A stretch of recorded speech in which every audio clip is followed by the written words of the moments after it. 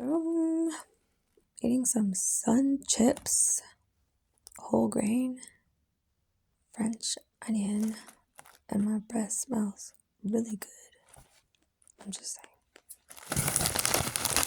It's like sunny. My son gave him to me because he thinks of me. He's very thoughtful, actually. I know it's like I always get hungry sometimes, and like I eat things. I process them. And other things happen. These are pretty good, not gonna lie. Even though I saved them for like a week or two, they're still crunchy. Cause my son is like Kuleyev. You guys would have liked him if you had a chance to meet him, but he's always calm. And his stupid dad's all hugging him all the time. It's ridiculous.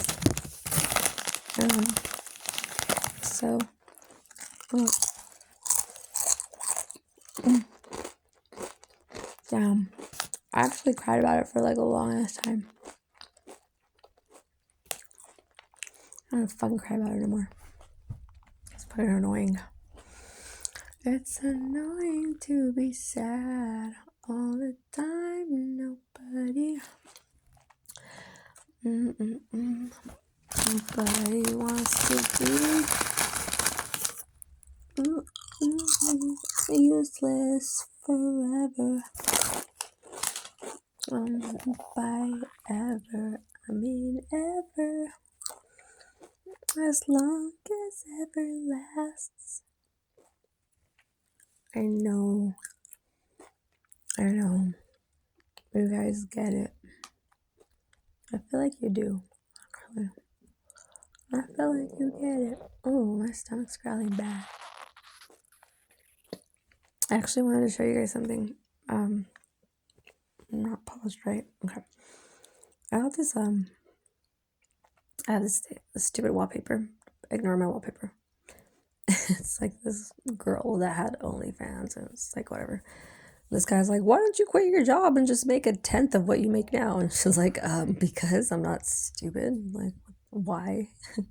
It's a stupid question. Why would I want to make 1/10 of this? I mean, you could.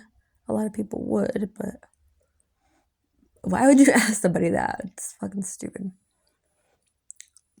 Maybe like after I paid their bills for a year or some shit, did some shit like that, something helpful, then I would feel entitled to ask a question like that. Would you consider dialing back your OnlyFans channel to once a week? Would you consider completely deleting it and becoming more useful but socially accepted and morally useful? Everyone's sucking toes for free. You're mad she's getting money. That's why you mad. Let's just be honest. So feeling so lyrical today and like poetic is me, but poetic isn't usually like for me. Like it's not my words. Like sometimes coming out, I'll like surprise myself when I write shit down. But today I feel different. Like I feel like me. I feel like just all me. And I always go back to this part of like, if you guys read Samson and Delilah, I can never forget the verse. It's at the end of the story where God tells, he like narrates it or something, I don't know, but he's explaining how he left Samson. And there's like, I look at it as like a cycle. I'm not sure if I explained this before, but so there's a cycle where God is in your life and people move in and out of your lives in the same way. That's why in Corinthians it says all things are mine. So I could have a friend and I maybe don't talk to them for like 2 years, 11 years, or 2 days. It wouldn't matter, because when you guys see each other again, trust and believe it'll be just like the first time you guys hang out together. If not, then something dramatic has happened. Like if you can't be yourself with that person again. And I would encourage you guys to work on trust exercises, but like it builds up while two people are in loving places together. It's not something that you can just go to like magically. If we could, everyone would do it, but they don't, right? But if you could bottle up love, every store would sell it. Love, lies, and disbelief. Let's put it that way. Yay, we got this beautiful blessing, and it's so great, but also cursed with self-deceit, because the heart above all things is deceiving. Is that deceivingly wicked? Is that the quote? Is that the verse I'm thinking of? Anyway, so I believe that God works in the same way when he comes in and out of our lives. He stays for seasons to come, and we never we just kind of know it looking back on things. It's not like there's a way to know every time when God's well, there is, casting lots would be a way, but not really long term. I have to sort of accept what is given, and beggars can't be choosers, I guess, in that sense. We don't have this almighty, all-seeing power, and that's also the same reason that God gave us free will. Because imagine if you could choose that. If you could be such a good guesser that you just somehow magically, intuitively knew all the things all the curses and gifts that came along with being loved or loving somebody truly. Again, like Corinthians says,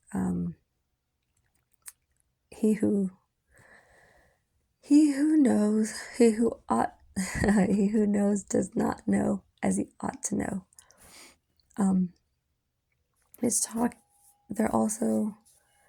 Paul's also talking about this matzah of sincerity, the contagiousness of people and things, situations. So we're supposed to remove negative people from our communities, because if we sit there and we complain about them, then we're already worse than the person that's being complained about. It's very oxymoronic. I'm just telling you. And it's weird AF. How do we even get to that place as a person? Just all day complaining. Say everything that's always wrong at the most inopportune times. And then everyone's just kind of okay, we're trying to get some shit done, but we'll talk about that later. Don't worry about it. And they're just no, I actually believe that this is the first time I've ever thought of this, and I actually haven't taken any time to think, not even 4 seconds, but I have an opinion right now. Right meow. You can have that opinion. It's okay. But just be careful sharing it with people, because chances are we're going to make people very upset, just clouding our ignorance all over the place, just in everything for no reason ever. It's okay.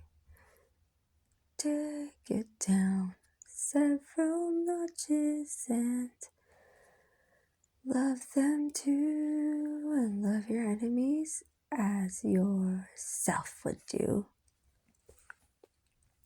That's another trigger. I imagine that there's a reason he says enemies.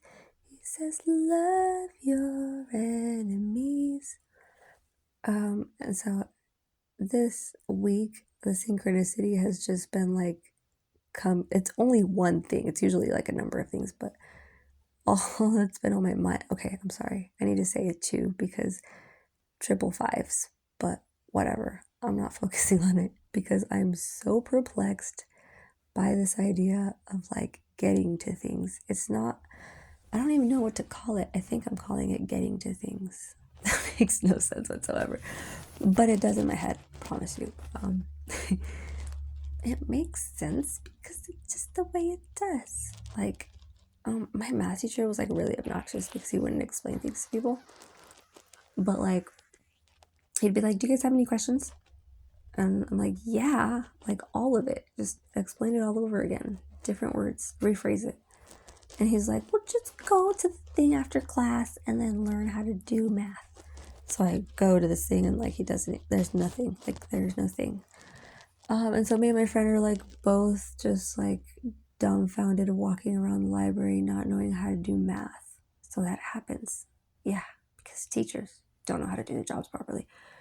Anyway, so I'm really hoping that we're getting in like the rhythms with this and like the nature of all things. It's all cyclical. And it's going to get annoying eventually because I'm going to keep saying that and there are reasons.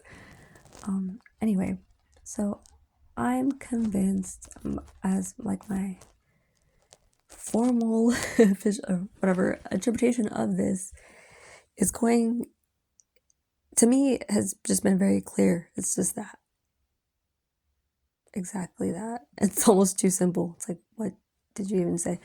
But yeah, God leaves at certain times, at certain appointed times. And if we pay close enough attention, we know when he's leaving us because we'll notice things, right? Maybe not going smoothly as they used to, or we'll notice people like get shaky around us all of a sudden. Everyone's contagious and paranoid, fearful for no reason at all. So the grace of God has left your life for a moment, but he will be back repeatedly. Just as he will always come back, he will always leave us. But when he leaves, it's not like, I'm not trying to compare this stuff to human nature. We're talking about perfection here. We're talking about freedom and love and grace, gratitude, unconditionally, all the things, all the blessings God gave to us. They're in order. They come in a very like delicate but everlasting order. So when he's leaving us, pay attention. We'll notice these things, and it also gives us a good indication of when he'll be back. Because if you think of the month only has 4 seasons, right? And you start seeing some colors change. You might start seeing some specific numbers that only you know they are. Or you'll like run into certain people, think of certain situations all the time, just like out of nothing. You're like, why am I thinking of something that happens 8 years ago? And it's usually this is also God's grace at the same time. In his leaving us, he is like so I'm messing up these words, man. He's so calculated about it. I'm just thinking of how they say that like not a single leaf on a tree would move if it wasn't for God's will causing it to. Okay, so we can't forget about free will when we talk about that. Please don't forget free will, guys. A lot of people get confused with that part. Not a single leaf would move. And so humans are different, right? We do move against God's will sometimes. We do things that later we're like, that was obviously stupid. Why did I keep doing that? And usually there's a reason. But if that reason is hidden, then we need to bring it to light, or else we just have this tendency of being awful humans and just continuing with our bad reasoning skills and just failing at life. And it's really easy to fall into that, more so these days, because a lot of these like little internet bullies or whatever you call it, these idiots, like, oh my god, I can't even. The song is so accurate when Jack Harlow's like, all these social networks and computers got these pussies walking around like they losers. I'm sorry. Okay. Well, that's what happened. Everybody that ain't it, they want to walk around acting like they are, though. And everybody who is walking around like they're not it. And so that's how you know. Because it's backwards. It's always backwards. Anytime you involve the human mind in something, it will pervert it so far. It will not stop perverting that thing for some reason so deeply until eventually it's just like all batshit backwards.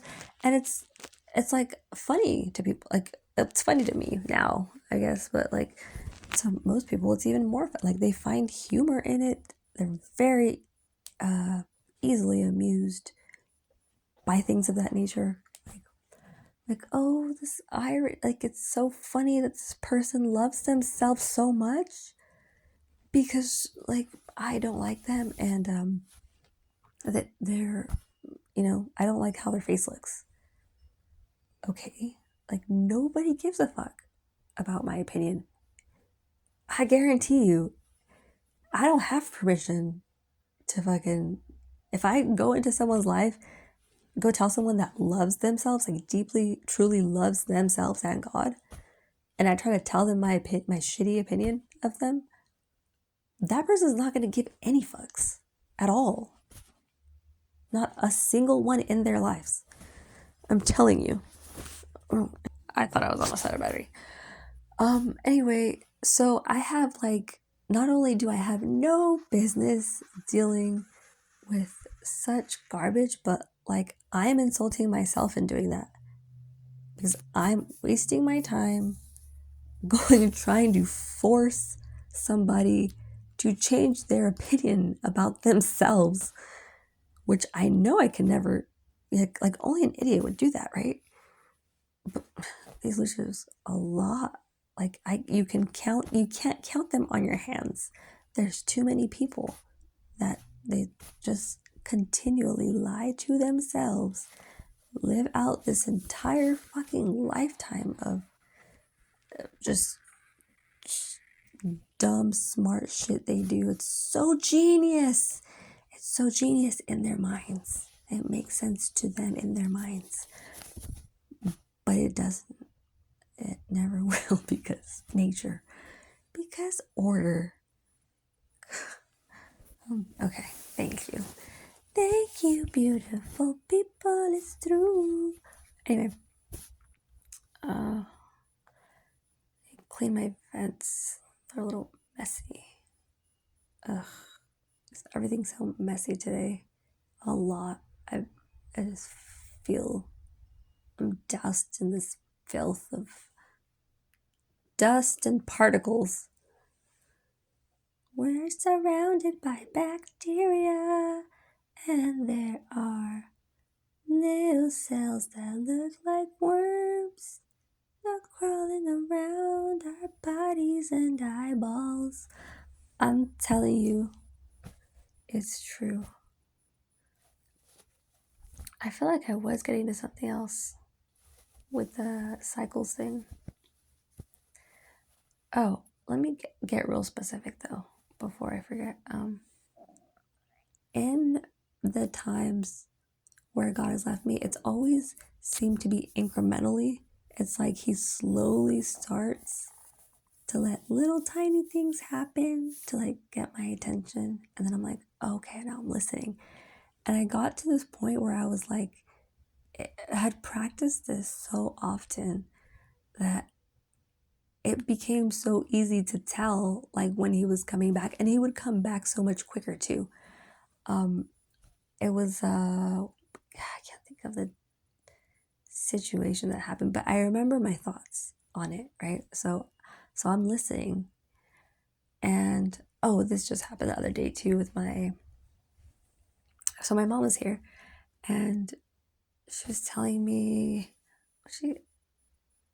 we were looking for something, and I don't know why she was like, "Did you check that thing?"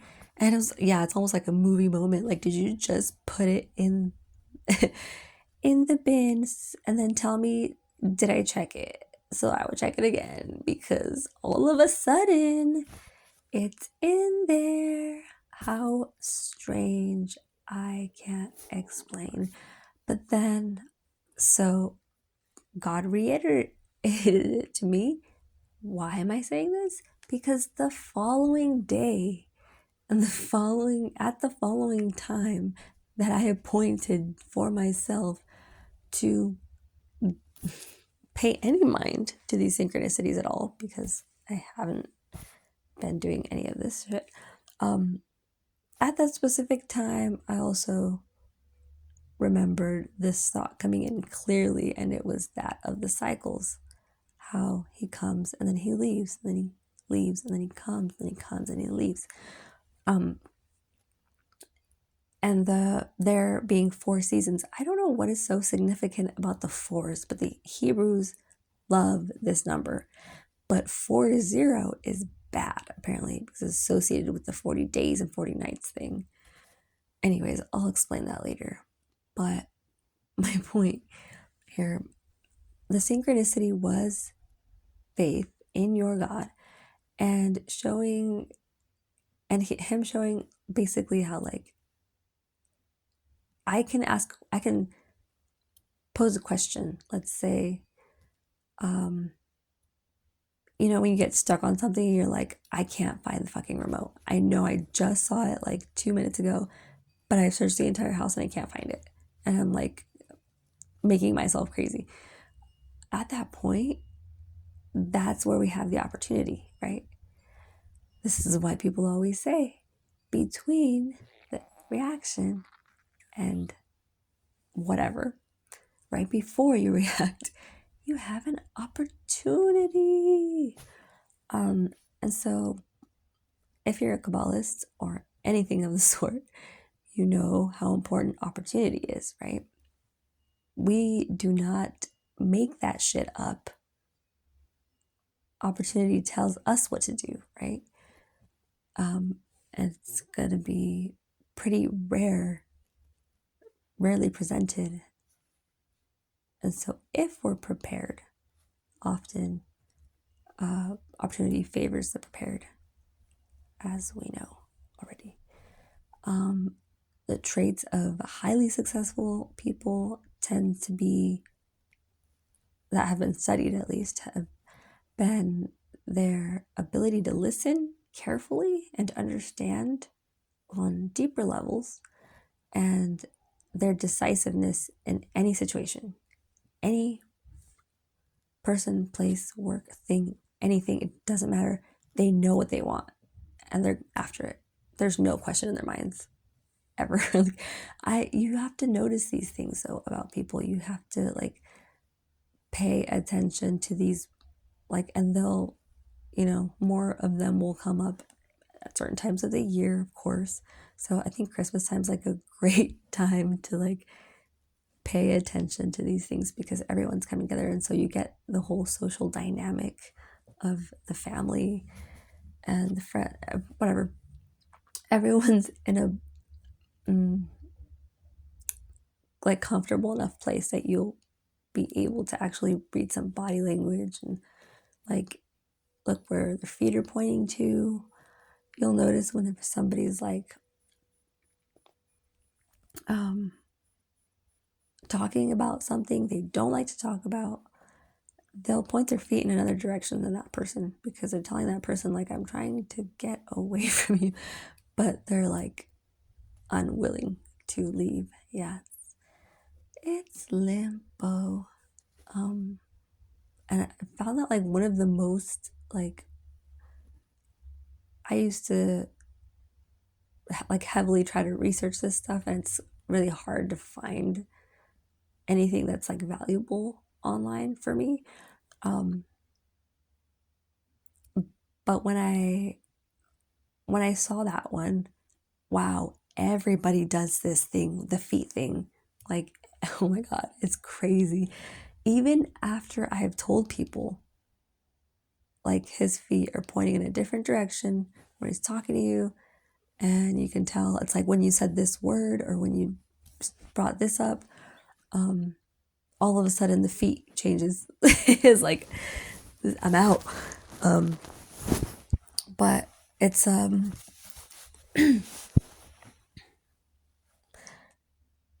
I noticed she was like surprised by that when I told her. But then later she kept doing it. So I have this fear. I don't, it's not a fear, that's the wrong word, but whatever. I have this like, I try not to say all too much about everything because it's important to obviously have discernment, pick and choose, right? When it comes to like learning new things, we can't just like, unless we're being flooded with information. That's awesome for you people that are getting downloads, but for the most part, we learn in layers and we learn slowly. So, option overload is only gonna deter your memory. It's just so much, yeah, it's just so many more things that you have to consider when you're too vague. But yeah, the feet thing was, I noticed it was something that almost everyone does it and almost everyone forgets that they do it. They're like, what, as opposed to like the leg crossing thing, like nobody ever forgets the leg crossing thing for some reason. Like, oh, someone crosses their legs. And like, and I've heard so many interpretations of it. It's like, why do people love the leg crossing topic?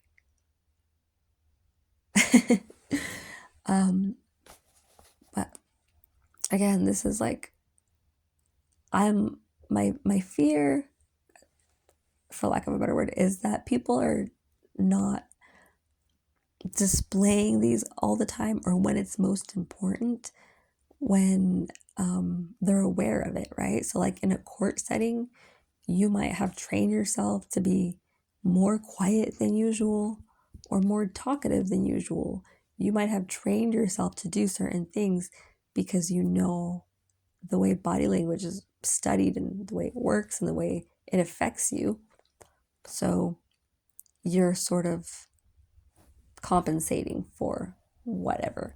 And this is valid. Like, I imagine people do this whether or not they feel guilty of anything. I imagine they're always wanting to bring, every, they're wanting to communicate properly. And so being aware of their body language is obviously a big part of that. But just like anything else that we cannot change about nature, is that that's the fun part. That's the game that people are playing, but they're doing it wrong. Don't forget that. They're playing it wrong. So the people who get it right are going to be infamous for it. Again, that's probably not the right word. I'm bad with words, guys, today especially. So bear with me, and if you hear me, it's for you. Honestly, damn it. I can't explain what I'm saying. Yeah. So, perfect example. When I had my trading account, you notice like certain, yeah, this is the only example I can think of. So hopefully you guys can relate. But when you're trading, let's say I have like 50 stocks that I bought, and a bunch of them that I know go up every week, go down every, like, I know their rhythms. I'll tend to trade with them more because I'm sure of, the highs and the lows. It's going to be easy to get those profits quick and get out. Because as you guys know, it's a 3-day, Robinhood does free trades, and it's a 3-day, 3 days is considered a day trade. So as long as you work within the means of that, then you're good. And you can make like a shit ton of money quickly. And you can start with basically nothing. It builds up really fast. Anyway, so you'll notice these companies that are traded more and more often, it changes their numbers, and it also changes the data. There's like so many, what are they called? Data points, I guess you call them. And so every time you have something like, I don't have it in front of me. Let's see. I remember I would never shut up about Helix Energy. So if anyone's looking for stocks, HELIX, Helix Energy, it was on Robinhood. I'm not sure if it's still on there. It's been so long. But I'm going to look them up. And they're basically like underwater plumbing, like mermaid land. Like, I don't even, I'm probably saying that wrong. They're building infrastructures under the water in Texas or something. It's kind of creepy, but it's really cool. Unless I have the wrong company. Helix, I can't be wrong. This is like the only Helix mattress. Okay, why am I not finding Helix Energy? I'm in airplane mode. That's stupid. See what I mean? All this fucking stupidity keeps rubbing off on me, guys. It's contagious as a motherfucker. We are an international offshore energy services company, it says, that provides specialty services to the offshore energy industry. Okay. Let's just get a little background.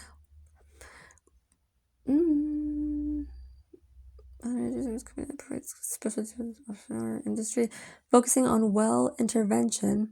They mean actual wells. Yeah.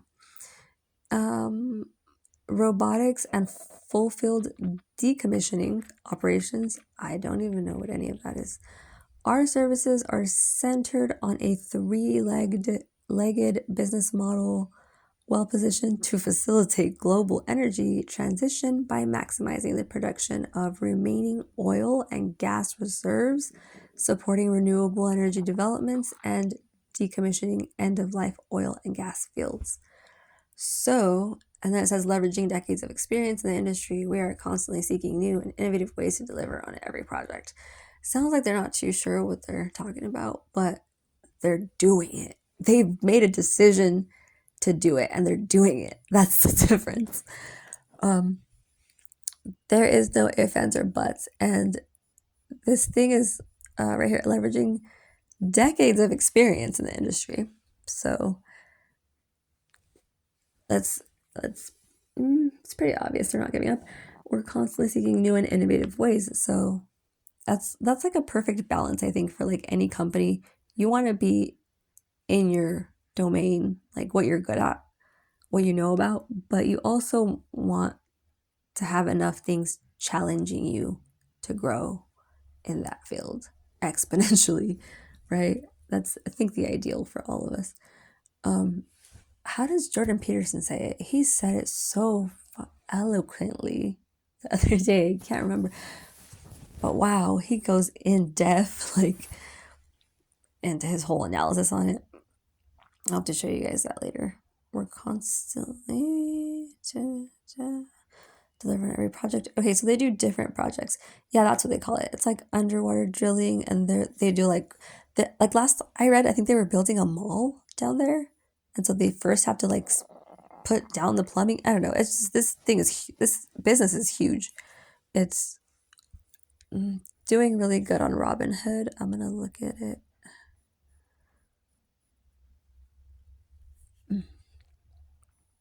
And I made probably like a third or a fourth of like all the money I made from this This stock did well even when none of the other ones, even when the casino stock wasn't doing as good as it normally does. And we all know people are addicted to casinos. So I don't know how they're getting all their money, their or funding, whatever, but they're doing really good for themselves as far as Robinhood. So I feel like on average I was getting like 15 to like 18% fucking, like if my bank was paying me that type of interest rate weekly, not monthly. So it's just a lot. But and then like off sometimes I day trade it because they let you get away with like day trading once or twice, but like once you do it 3 times they flags your account. So like yeah, I would wait like the whole year before I even started that. But and I'd wait if like I really needed it because sometimes you can just go a few days without trading. It's fine. And it doesn't hurt you. Get it? I'm finding this. And we need to search again. Ugh, God. Yeah. So that's the funny thing about Robinhood. I finally fixed this account thing and it took me for fucking ever to fix. And like I made the stupid mistake of being a people pleaser to a so-called friend instead of focusing on myself like I obviously should have. And he stole my Robinhood card. And so here we go all over again. I have to like restart this process of getting into my own account as I always fucking have to. Oh man, I wouldn't be so like bitter about this if like I had stolen things from people, like, you know, and it was, that would make sense. But wow, dude, just wow. I'm just wow. Just wow. So many people deserving of the actions of these people, but they just really love taking me into the lion's den, and it's alright. You gon' find out today, my friend, that maybe we are more than just friends. Oh my god. There's no search bar. Okay, I give up on this shit, dude. Yeah, they send you a cash card in the mail. That's the card that was stolen from my storage. Ooh, ooh, ooh, ooh, ooh. This guy was weird too. It's like he probably just flagged the card afterwards. Like there's no way he figured out my PIN. No way in hell that I would fucking allow that shit. And I doubt he got into the account because even if he has the card, he has to verify that he's me and like steal all kinds of other information. And it wasn't even in my name. So yeah, that was in a family member's name. And yeah, do you see what I mean about the opportunity thing? Think of how many opportunities were lost, not just for me, how many he missed out on from me, from not being connected to me in my successful phase, right? Because he not only prevented that phase from happening immediately, but burned bridges that like you'll just never get back. Like, sorry, like what the fuck? You know how there's certain people like that? Like most people, we just treat them like people because they're just people. It's fine. And then like every now and then you find some people that like you kind of love unconditionally. I don't even want to say what the fuck is unconditional? Because it's unconditional is actually impossible to do. People like to abuse unconditional, and it causes people not to be unconditional. But unconditional is unconditionally a beautiful thing. Anyway, so this guy fucked up the trust pretty bad, and he did it all for his gay lover friend that he's like, oh my God, I love it that you guys are like finally coming out of the closet. It's so great for you. But like, don't get me involved in your shit, alright? Because that shit's fucking dumb. Now I gotta explain to my family member this shit that like was a fluke. I was retarded. Oh, I'm not supposed to say that word. Oh my god. Everybody panic. You guys, I hate to break it to us, but we're all a little bit retards on the inside. That's why we poop and pee all the time. No one can stop it. Anyway, so like, yeah, I just wanted to get the point across. I probably did a terrible job at it, but I hope you guys think about the cycles of ins and outs and the synchronicities and what he's saying to you when he's leaving.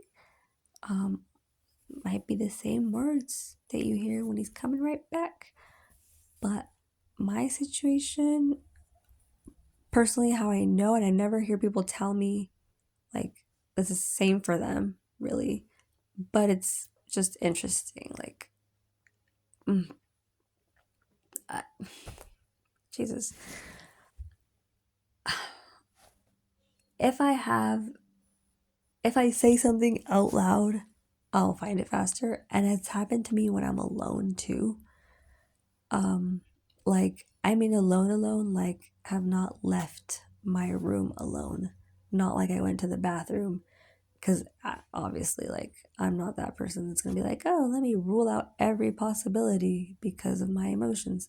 No, objectively speaking, I've searched for things supposedly in my mind. I am 1,000% sure that I'm openly, consciously looking for this thing that my eyes are like all over the place, searching a purse, for example, and I can go back and search it again and my things are there that they weren't there. How did they get there? How did that just happen? Like,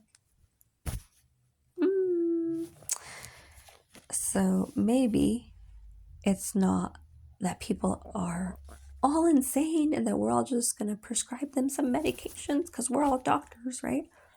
But if these things tend to happen at certain times, then maybe it's possible that it's God's way of just getting our attention sometimes. And so he has to remain anonymous, and he does things in a way that are like a puzzle or secret. Jesus spoke to the disciples in parables.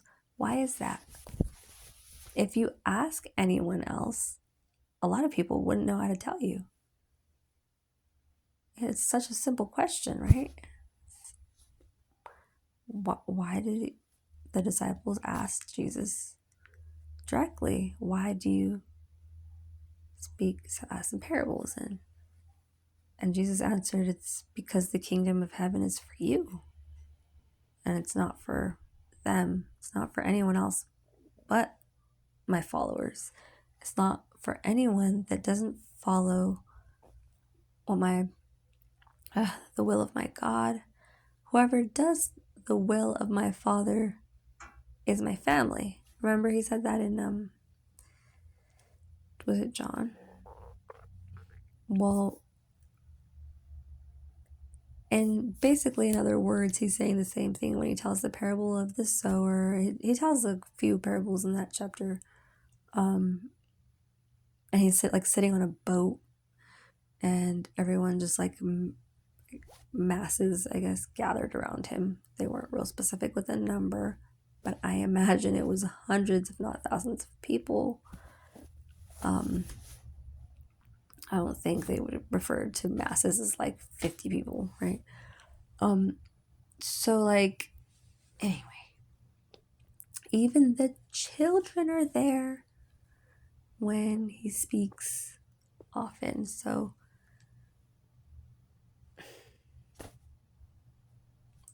another thing that I often like attach to this.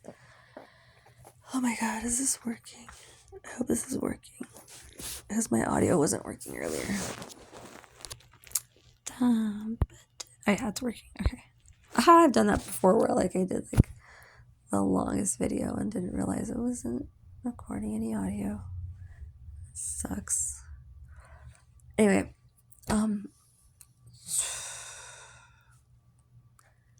so this is what people are referring to. That's the last thing I want to say. When everyone talks about having a relationship with God, and it's like the more we say the word relationship, it just like loses meaning to us, right? Like, okay, that. But it really is the perfect, like, daughter uses the word communion with me. She says that God answered her by saying the only thing that can fulfill you is communion with me. As in her God, higher power, right? Telling her, just have open, honest communication with me. Like, there's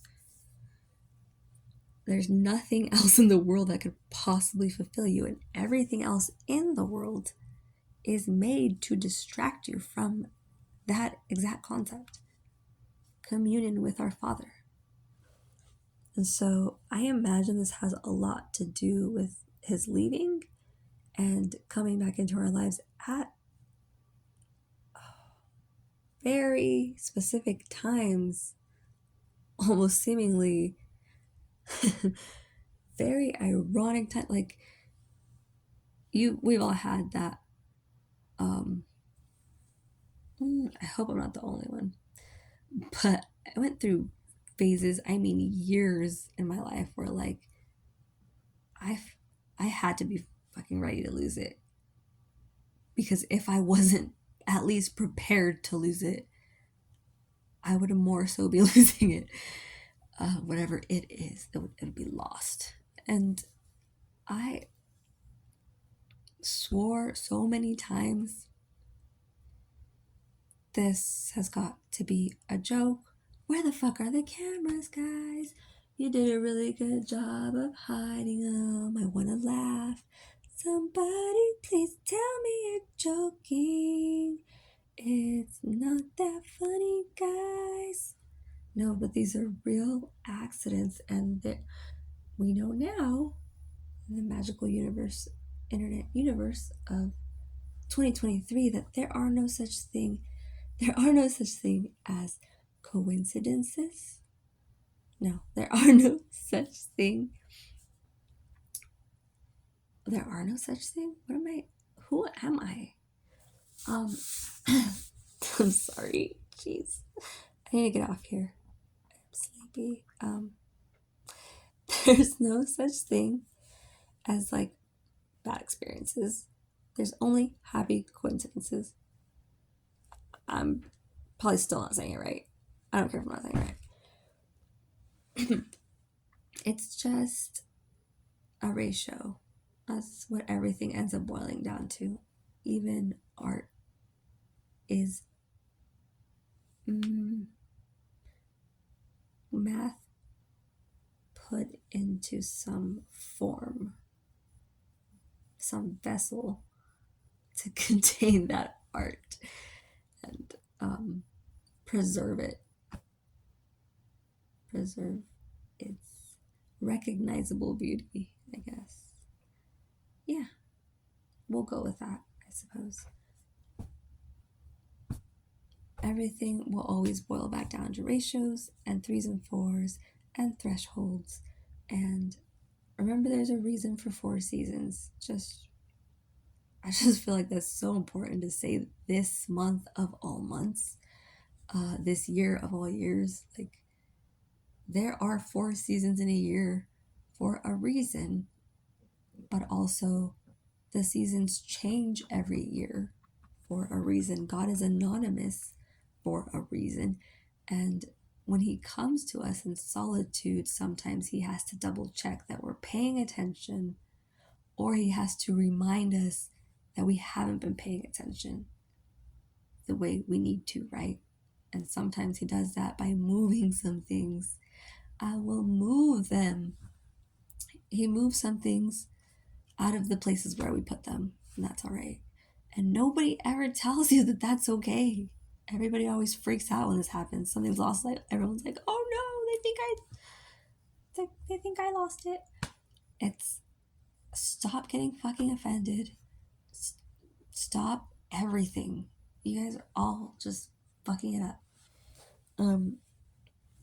No, there's actually like a lot of people that caught on already and are wonderful examples of this, because I see tarot readers every day go online and bring all of this like insight on something that like most people would never know anything about had it not been for several readers going in onto this topic in different places in the world at the same time in our lives. Like, that's so interesting. They'll use very specific words that you're like, that's not the word people would use in that sentence normally, right? But all of a sudden, I keep hearing it. Like right before Enzo was born, I was seeing Enzo everywhere, and I feel like this happens to a lot of people when they get pregnant. Like, the name comes to them like so weird and like, but it's like naturally, like they'll dream of something, or will have like keep have these iterations that like sound like something. It reminds you of something. It calls your attention to something you looked when you heard that, but what you saw was something. Um, this is like too many times to count. I've heard these stories of this same thing without an iteration to it. I keep falling back on the term synchronicity, but there's something very specific about that particular synchronicity where God plays hide and seek, so to speak. And in Spanish, they say, Te lo escondió el diablo, mija. But it's not,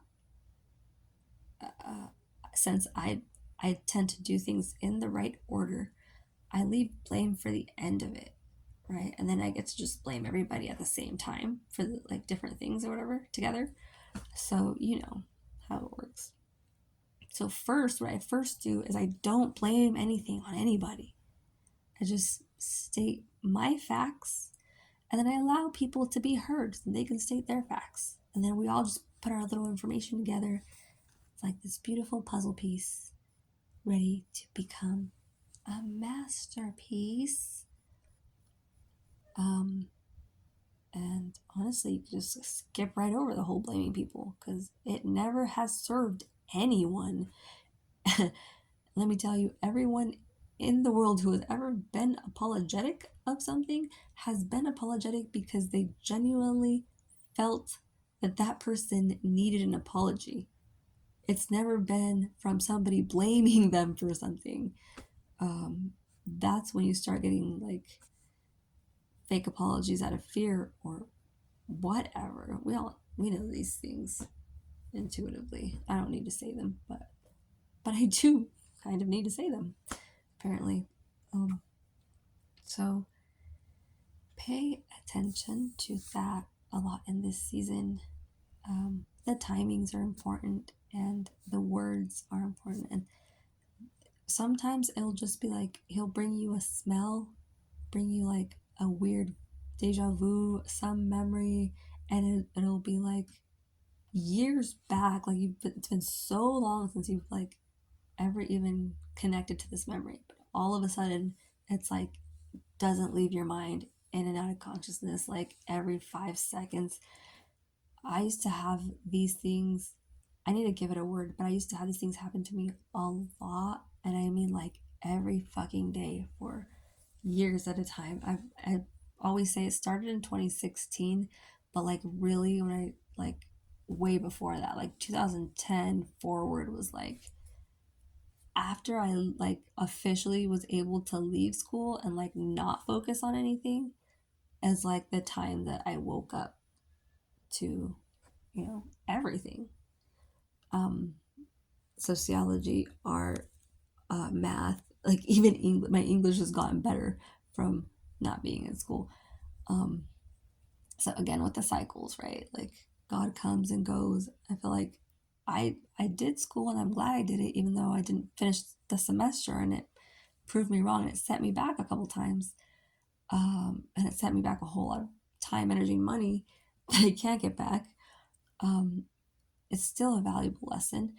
But besides that part, um, I needed that at the time. I was never happier than when I was starting.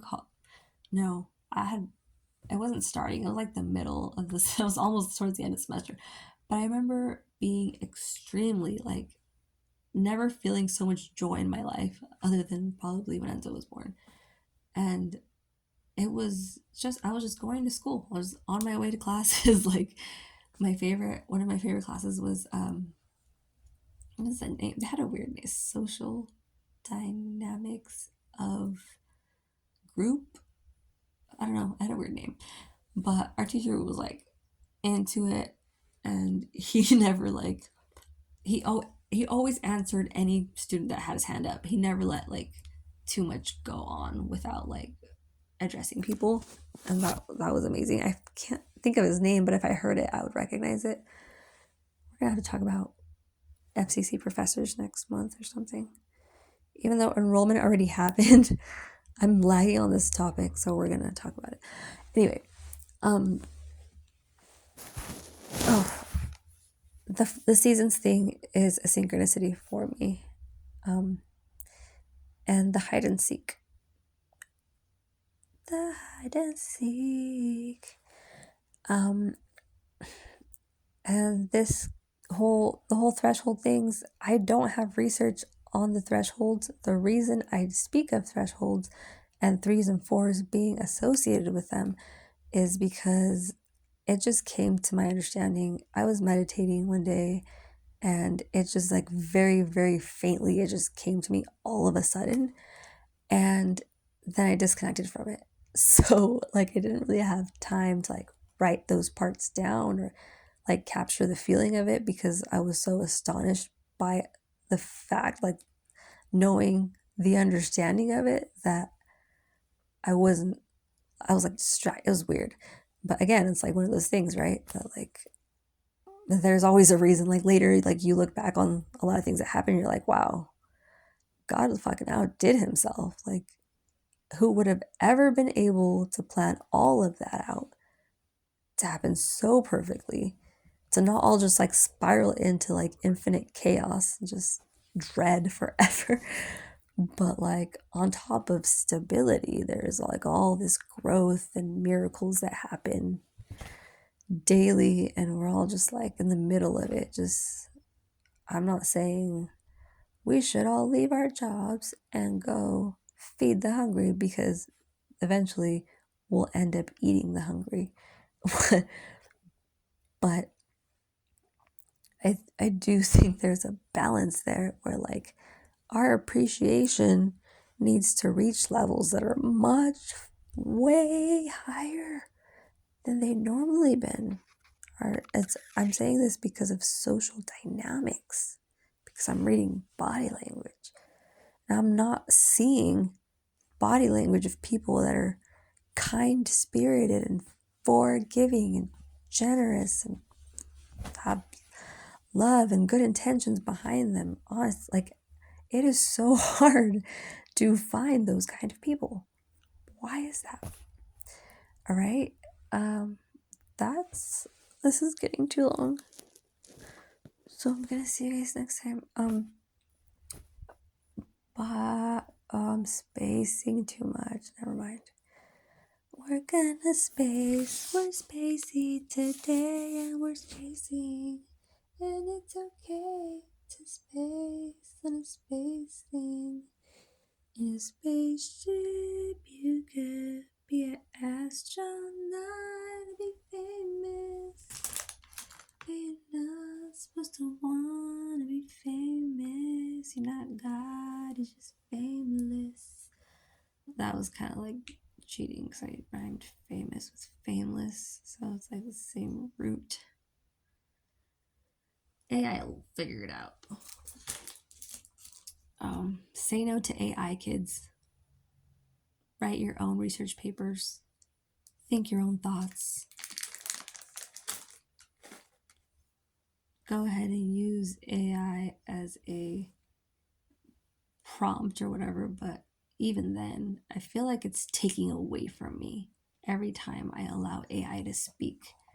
Like it's taking away from my perfectly normal concentration, which would have been far better had AI not intervened with its fluffery. It's just like fluff. It's like Jesus of Nazareth was from a very long time ago, place called Galilee. I don't ever. We don't need to say that to people. So.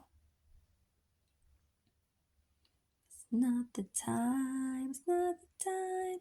It's not the major arcana time. It's all about the minor arcana. Ooh, I didn't do the reading. I really wanted to do a reading for a friend today, but I'm not. We're 1 hour in, guys. I don't know how long this is going to take to upload, but let's do a tarot reading. And I think I can show you guys. Oh, no, I don't have it. It's gonna be. Oh, I still have the deck Taco got me.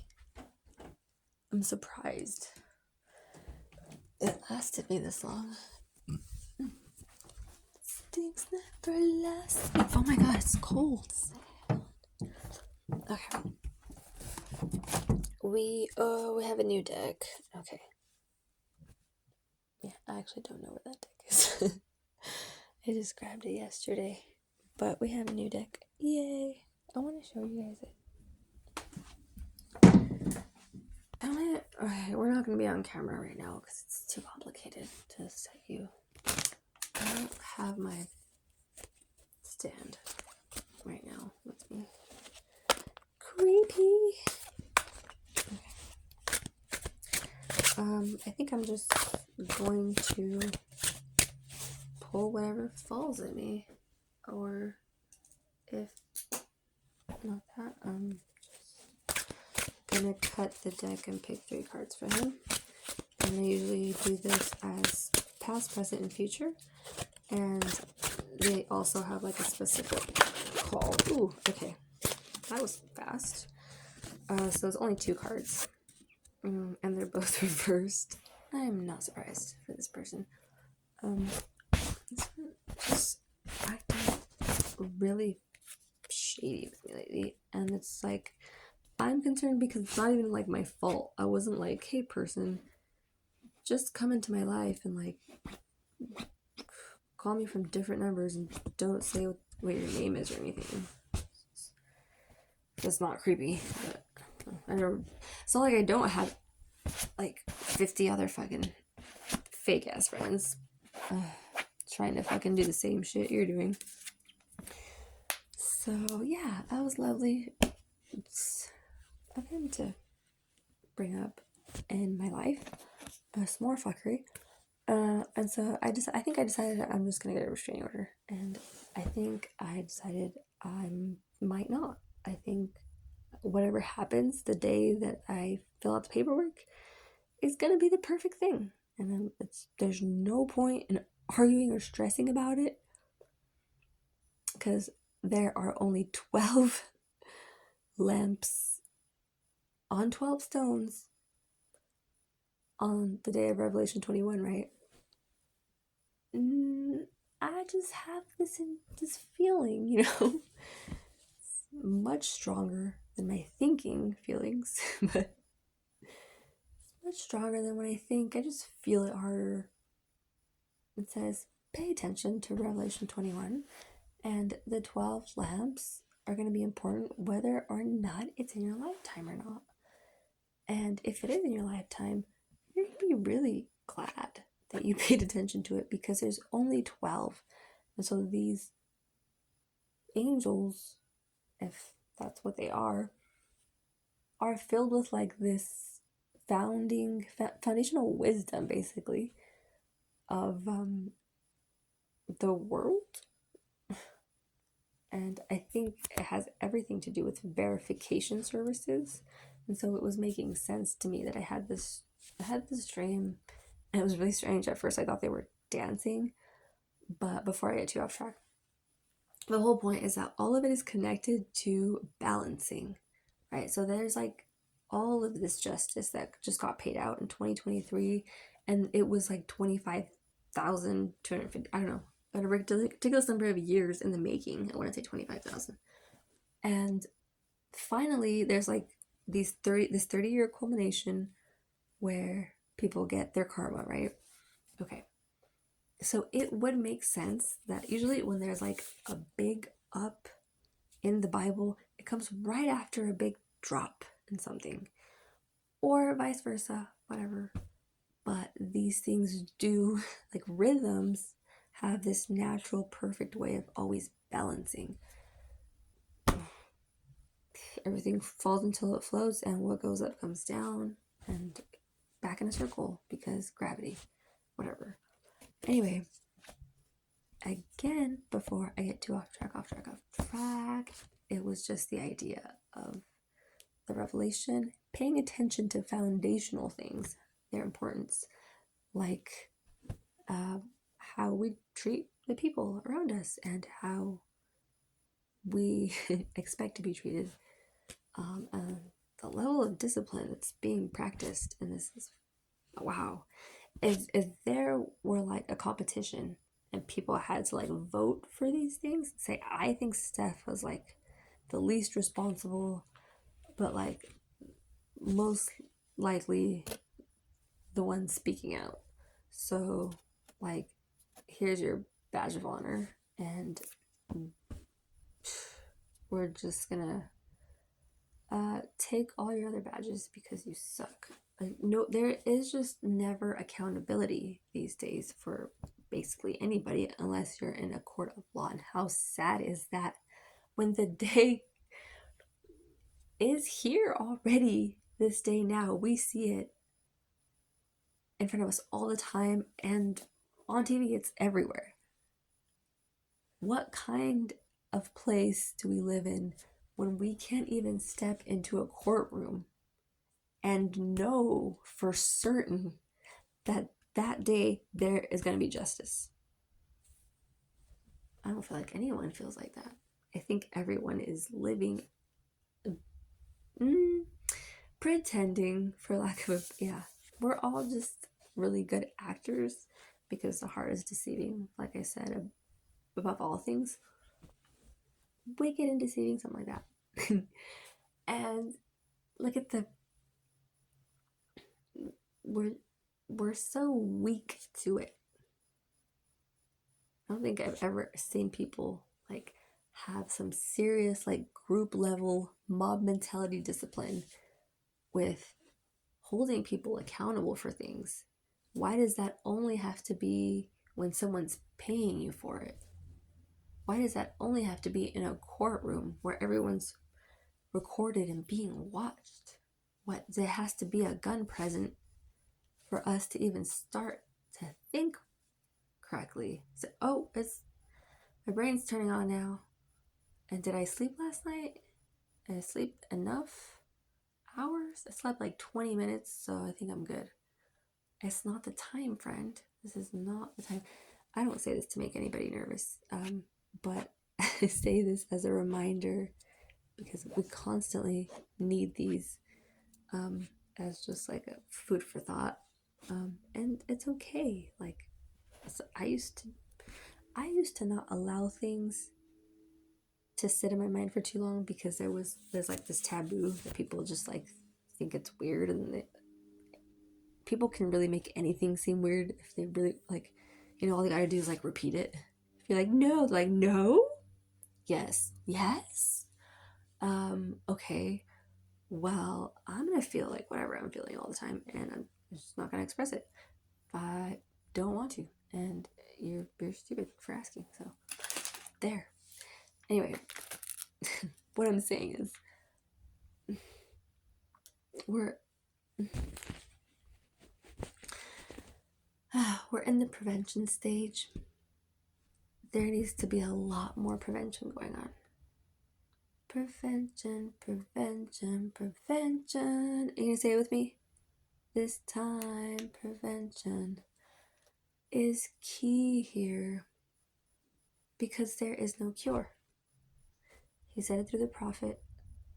I'll say it again. There is no cure. And God was hostile when he was saying this. I can only imagine the reasons why he was so hostile, but the daughter of the scattered and everything. Man, is the story of Moses was just so sad. Oh my God. If you actually go into like, you can't blame Moses for being as like timid about everything. He was like shoved out of his normal life, so-called normal, of course, and shoved into this like secret situation. And Joseph was like governor of everywhere, but like I believe Moses was the twin that Dinah had. So it was Asenath and Moses. There's a video, a couple videos back on this called Dinah, I think. Anyway, Genesis 34, right? Don't quote me on 34. But everything after Shechem's death must have been like super traumatizing. Oh. And I think it would take a lot to recreate that kind of damage that did to Dinah and to her seed after. So I get like it also makes a whole lot of sense why God would say there is no cure. Like if I did everything for these people, I confused their minds, I brought them out of slavery, and then chose Abraham, like, and his entire seed, like I gave them everything before they even asked for it, wanting these good things to happen to these seeds, and they weren't willing to accept the goodness of their inheritance. They never got that inheritance. The third and fourth generations all just died without honor, without anything that they thought they were going to get. And why is that? Because they just have a severe ignorance of God. They have no idea. They're living a false reality. That's the best way I can say it. It's really not a lot of people like. I'm not gonna tell anyone not to make a joke about anything, but it saddens me. Like that's the feeling I get from those stories. Like extremely fucking sad. The ignorance that people can fall to, like even today. That's probably overused a lot, but yes, even today, like every day just seems like a whole new life, you have every opportunity. Maybe we're distracted from them, but like you only have to notice it one time to be like, oh my God, that's important. Anyway, I pray for us that we continue to notice these things and begin to honor these things. I always went around asking people, for example, like what Thanksgiving was about, and nobody actually told me the true story. It's actually not really about pilgrims or anything. But I mean, I guess maybe it is, but like the point behind it is like I can't relate to pilgrims. I imagine they cooked and ate food like we did, but not on stoves, or like their stoves were different. I imagine. I can only imagine. So, but when I read these stories of the Bible and all the little details in it, and I start to get a sense of the dynamics that are going on. Not the people in the dynamics, but the actual social dynamics created in that specific community. That's what interests me, because there's so much, like on average, there's so much you can take from that and replicate it in another story in history. Like, oh, this happened again. All these themes, there's a reason they get repeated so often in the Bible. There's actually things that the Bible is actually trying to say. I'm talking about all of them, but yeah, I guess primarily the Christian Bible is what I've read, is what most of my reading has been on. But there has been, oh, that's the video I just did yesterday. I went through all the actual names, which right now I can only think of Midrash and the Talmud, but there were many. Like I said, it's just highly improbable that all of these books would get written about the same topic, and by all these respected, well-known people of their time, publish these books, right? Because not everybody could just be a writer. They had to have somebody take the account and like interpret your story for you. So even in the stories of Moses, like in Numbers, when Moses is speaking, he'll sometimes, I think he says I said, or it'll go back and forth between third and first person or something. Don't quote me on the book, but it happens often. It's clear to the reader, obviously, that there's like, they had a way of publishing things back then that wasn't whatever that word is that CEOs use to explain diversity and the control of that. What am I? Oh, words! How dare you do this to me? You guys know what I'm saying. Across the board. That's not the word. Across the board is 3 words. What is it? Maybe we should talk about, we'll do our best guesses for what the 12 stones and the 12 lamps represented in Revelation 12. I kept looking up online articles to try to explain what this is. But I keep getting just like John's account of his dream of the Judgment Day, like this measuring stick angel, archangel Michael, or somebody came basically as an agent of God and started measuring everything to build the temple to prepare for God coming, right, to reside in the temple. And Solomon went and like also built this huge thing of like solid, filled it with solid gold. Was it solid gold furniture? I don't think it was solid gold furniture. I think it was solid gold furnishings and furniture. Yeah, I'm not a doctor, you guys. Don't start with me. But he did a lot. And then God still didn't honor him after. Because after all that he did and everything that he idolized and he put before God, look what happened. He still didn't honor the decrees that God made. The 10, I'm not going to say you had one job, but you had 10 commandments only.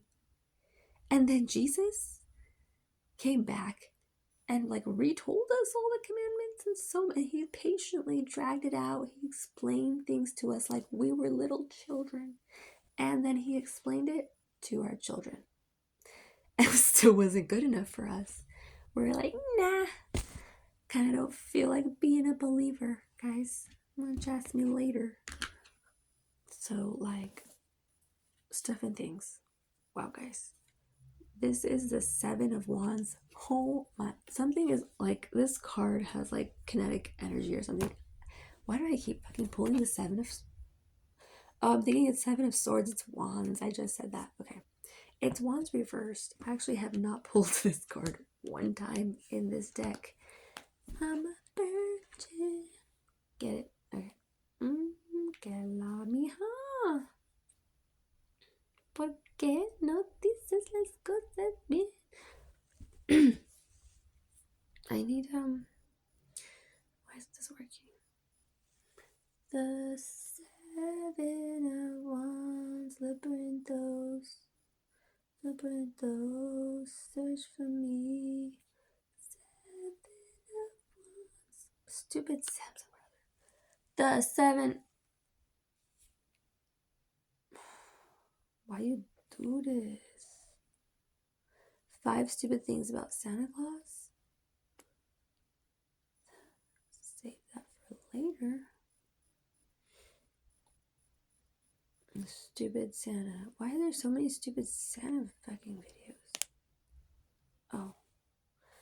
Wow, I actually wrote that. Okay. Wait. I'm just gonna read this whole thing to you. Deal with it. Reversed, the Seven of Wands shows that external pressure is weighing you down, leaving you doubting yourself and whether everything is worth it. Wow. It may seem as if you're under constant opposition. Interesting wording there. It may seem as if you're under constant... My screen keeps blacking out, and I change the settings on it, and it still blacks out on me for no reason. You fucks. What external pressure is... Okay, external pressure. Well, that explains some things on your body that are causing severe abdominal, leaving you doubting yourself and whether everything is worth it. It may seem as if you are under constant opposition. At first you could hold firm, but after a relentless battle, you are now exhausted and ready to give up together. Don't let this get to you. Okay. The way I see this as, like, interpreted directly, would be, don't waste our strength on women who destroyed kings. What is that? Psalm 31? It's not a psalm, is it? God damn it. It's the other one with the P. Psalm 31.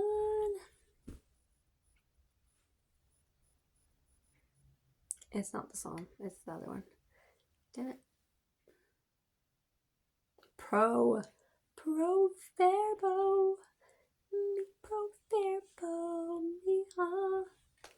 Proverbs 31, Niv. Sayings. Okay, perfect. These are sayings of King Lemuel, the sayings. It's so pretty.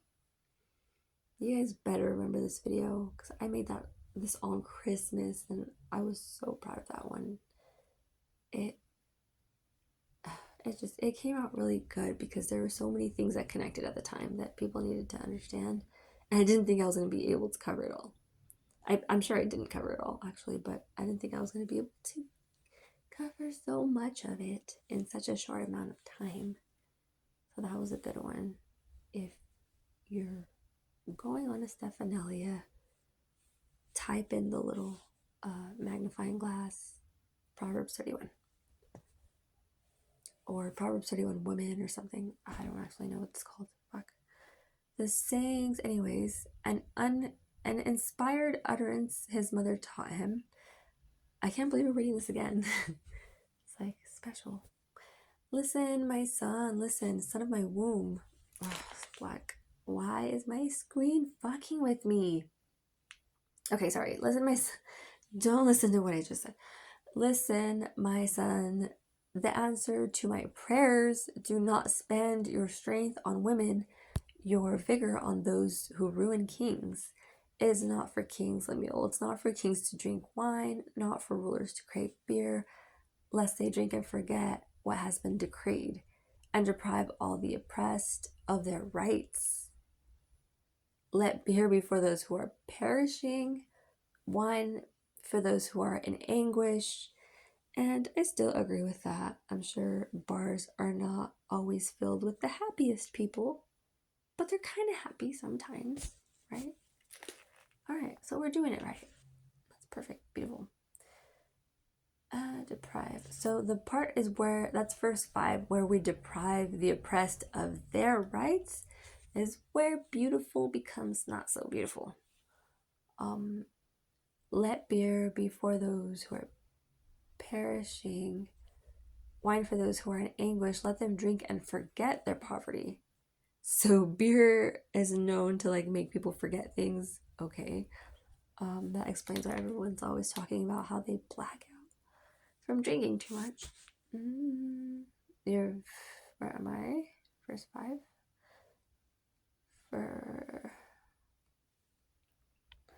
It's not for kings.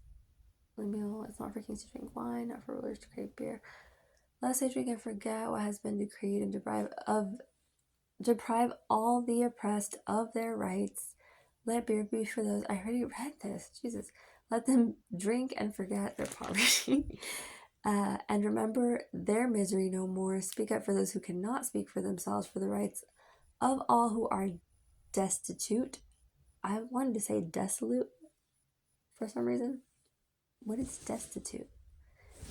Destitute. Like, I know what it means. It's just like the word, like, what root word is that? Like decimal. Destiny. Perishing.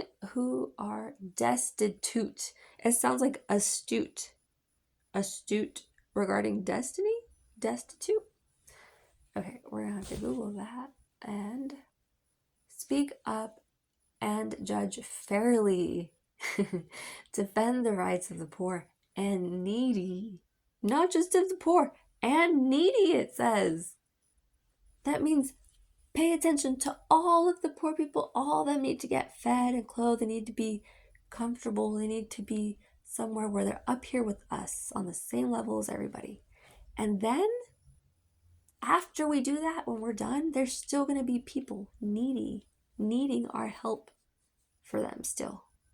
So there's still just like so much work to be done. People are just like blind to what's happening, but it still keeps happening.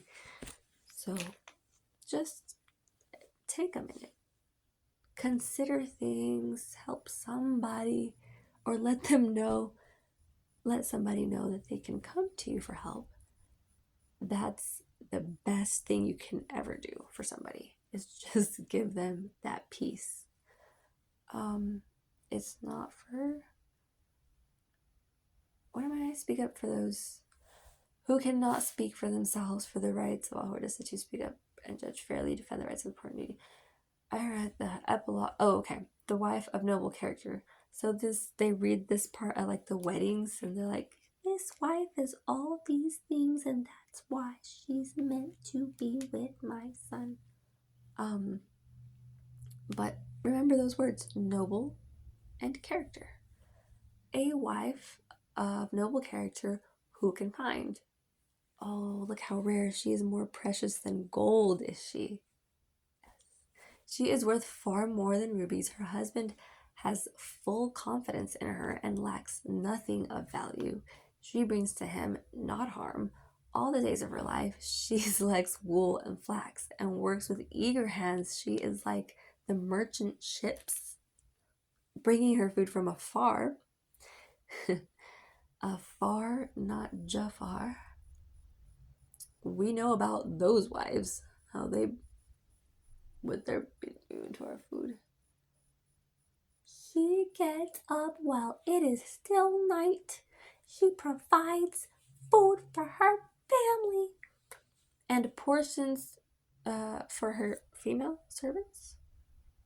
Oh, that's so nice. Wow, they do not leave out, they do not uncombine work and family life. They keep doing it together. That's so righteous of them to do. So she provides for female servants, I imagine, because the males are just meant to be able to provide for themselves the way a woman um, provides for her own understanding of things, and then often teaches males things about life. Same thing for men. I think that they were uh, believed to be physically stronger and therefore had more responsibility. With food, of course, now we don't really have much of a taboo. That's since women are working and CEOs at this time, they probably would be happy to splurge on men that they like. Why wouldn't they? It's the craziest thing in the world. Nobody, a lot of people are traumatized and they just hoard up money in their bank accounts and they think that makes them happy. But I feel like those of us who have an understanding of the point of life understand that money is just the tool that gets us to the happiness, but just having it sitting there doesn't really make us very happy. Um, can you imagine being on your deathbed with billions of dollars in your account and you can't spend any of it because you're just gonna die? That would be miserable for somebody. God forbid that happens. She's like the merchant ships bringing her food from afar. It says, so there's again. See, I need to count how many times God keeps reiterating in so many chapters the gather with me thing. Because if you look deep into that, there's like other words that are only used with like the gathering with me thing. But I have to find my notes on that because that's a lot. She gets up while it's still night, provides for her family, and portions for her female servants. She considers a field and buys it. Did the men eat separately from the females, or why did they like? That is interesting actually, because it didn't say anything about men. Maybe they ate in their little man caves. Away from the wretched wives. Lest, I read this thing. This is long. She brings no. She's worth far more than rubies. Her husband has full confidence in her. Oh my God. If you have a Bible in front of you, please just circle that. Number 11, her husband has full confidence in her and lacks nothing of value. Is that why maybe he has so much confidence? Wow, the eyes can see. What do you have failed to take from me, which you are willing to share with me every day? Longer life goes on and seems meaningless, you still value your word and our trust and promises about these things so that it allows me to trust you on bigger things. Basically, right? It's not, where are we at? Why does this keep happening? She brings him good, not harm, all the days of her life. She selects. She gets up while it's still night. Blah blah. She considers a field and buys it. Out of her earnings, she plants a vineyard. So women had apparently this. Oh, I'm sorry. A worthy woman, according to this proverb, was apparently somebody who understood the value of investments. This is why she considers a field before she buys it. She considers it if it's the right one that corresponds to her and her family. And out of her earnings, it says she plants a vineyard. It's like, this is all you need. You're thinking too much. You're doing too much, or you're thinking too much, or it's not enough of one or the other. It's all, obviously, something is always, something is off balance when everything isn't working out for you right. Because this gift that was given to you through Messiah and from God, from your true living Father, I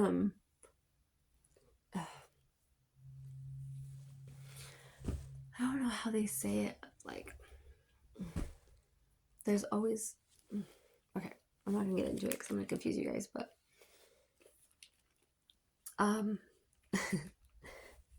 just remember that people actually spoke to the God of Israel, like, face to face, and people who heard his voice and saw the things that he brought them to see on Mount Horeb and whatnot, right? These dreams, like when John had the prophetic dream in Revelation 21, he was he's said to have seen the presence fill the temple, which is the presence of the Lord. Like, it was lit up, it was full of light, there was a cloud hovering over it, and these are things that John saw, but he also declared that this angel of the Lord was the one doing all the work, like counting everything, and with his measuring rod, like taking ratios down for the architecture, basically, of the temple. A wife, she's worth far more. Yeah, because a lot of people ask about, like, very foundational things often. I feel like that, just read Revelation 21, like, you'll understand so many things all of a sudden. She is worth far more than, okay, what verse are we on? Considers a field, plants a vineyard. Okay, so she knows about farming. She sets about her work vigorously. So she's not no sloth. Her arms are strong for her tasks.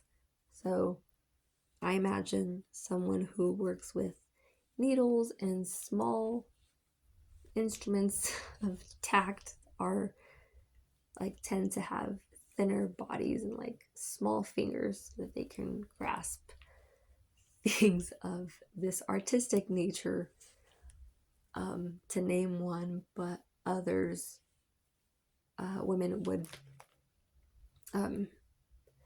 make her tasks emphasize her strengths, and her strengths emphasize her tasks, because those things go together, right? That's the word I've been looking for. Oh my God, thank you. There are certain things that go together. These 12 stones, these 12 lamps of land, a lot of things keep coming up that just need to go together, and that people aren't accepting as them needing to go together. So just pay attention to it, and in time it'll just be so supremely, like, obviously optimistic. You won't even worry about, like, you don't have to remember what I'm saying all the time, but if you intentionally keep that in the back of your mind, you'll start to answer those questions when the opportunity presents itself. You'll pay attention to it. So I'm priming your minds. Just take it as food for thought. It will come back at the perfect timing. She sees, strong for her task, she sees, okay, verse 18, it says, she sees that her trading is profitable and her lamp does not go out at night. I think I read somewhere that it's referring to, like, the third eye. Like, people in the 15th century or something were, like, really into, like, developing research on the eyes for some reason. There was just a lot of information that was wrong too about people's eyes that they were studying. anyways, it says she sees that her trading is. Oh, I read that. Lamp and in her hand she holds the distaff. I think that's just a stick or something. So, oh right, I'm sorry. The thing about the lamp not going out at night, it's like, you know how a lot of people, like, you ask them what they dreamt about, but they didn't dream. They say they didn't dream, but everybody dreams at night. Like, just look at them when they're sleeping. Their eyes are moving uncontrollably. They're like talking to people in their sleep. It doesn't even make sense. And you're like thinking they're awake, so you're having a conversation back with them, and then you're like, "What are you talking about, bro?" And you're like, "Oh, your eyes aren't opening." Yeah, these people definitely have dreams. They're just not paying any attention to them, and dreams are important. So it says here in verse 17, she says about, I'm sorry, verse 18, her lamp does not go out at night. In her hand, she holds a distaff and grasps the spindle with her fingers. I'm not sure. Again, the distaff, the spindle, I guess, is to sew things. She opens her arms to the poor and extends her hands to the needy. Okay, so again, it's differentiating between these two kinds of people, right? There's the poor, and then there's the needy, right? So she's just extending her hand to the needy, but to the poor who obviously need more than the needy do, she opens her arms entirely. So gonna give a little more to these. She's not gonna, like, you know, Jesus, words, please. I think the Lord left me today. I think that's why I can't think of anything. Okay. I'm gonna skip the part because I don't know words actually. It's 3:28 right now. And we got 23% battery. Is this a 23 synchronicity? Or is it a 9? I see 32923. It's making a butterfly. But then again, a lot of weird things have been happening to my phone, so I can't even count that it's from Jesus. Or can I? She sees that her trading is profit. Oh my god, I can't even stay on verse today. In her hands, blah blah blah. She opens her arms. When it snows, she has no fear for her household. For all of them are clothed in scarlet. She makes coverings for her bed. She is clothed in fine linen and purple. I think this is a reference to Passover because they marked all the doors with blood or with a red color. That supposedly, like, those people were to be saved because they were like God's chosen people when this beast came and like devoured everybody, right? I know, kind of harsh, but that happened, right? So it's talking about like the whole household, like, we're all just gonna keep wearing scarlet and don't even worry about all that. Any demon comes close to me, he's not gonna devour me. I'm clothed in scarlet, brothers. She sees. I could be completely wrong about that though, because it's actually scarlet versus red, right? Anyway, I'm probably not wrong. Let's be honest. 19, 20. When it snows. Okay. She makes coverings for her bed. She is clothed in fine linen and purple.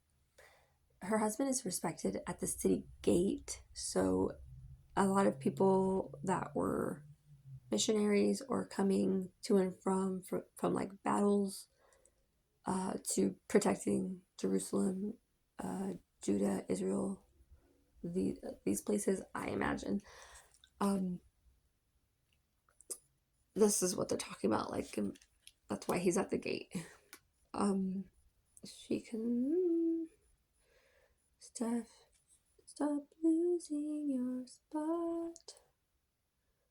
Her arms are poor. Extend your hands to the needy. When it snows, for all of them are clothed in scarlet. She makes coverings in her. She makes coverings for her bed. Oh, that's cute. I want to make a covering. Remind me to make a bed covering in 2 hours. Ugh, rude. Remind me, please, to make a bed covering in 2 hours.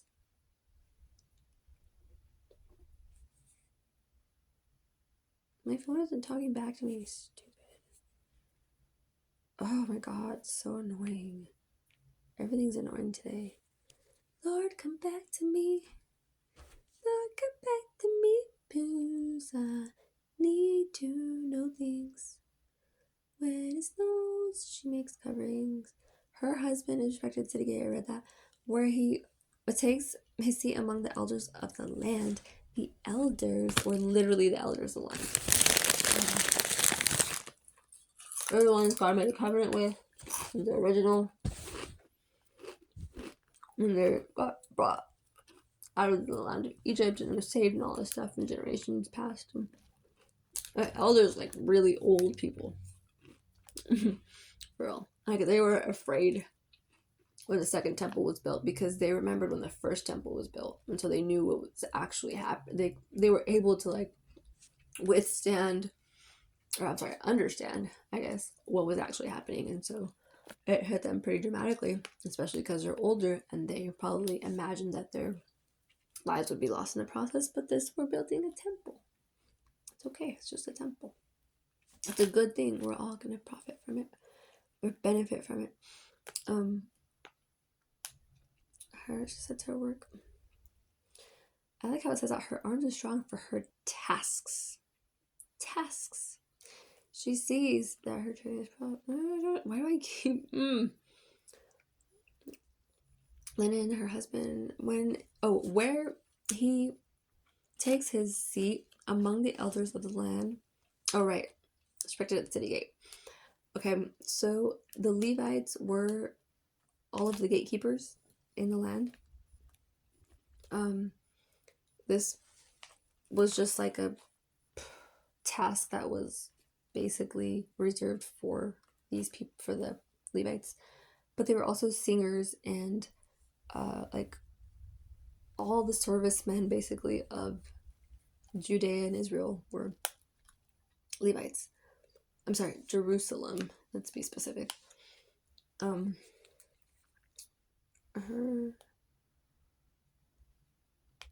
She makes coverings. I read that. I guess they take seats at the city gate.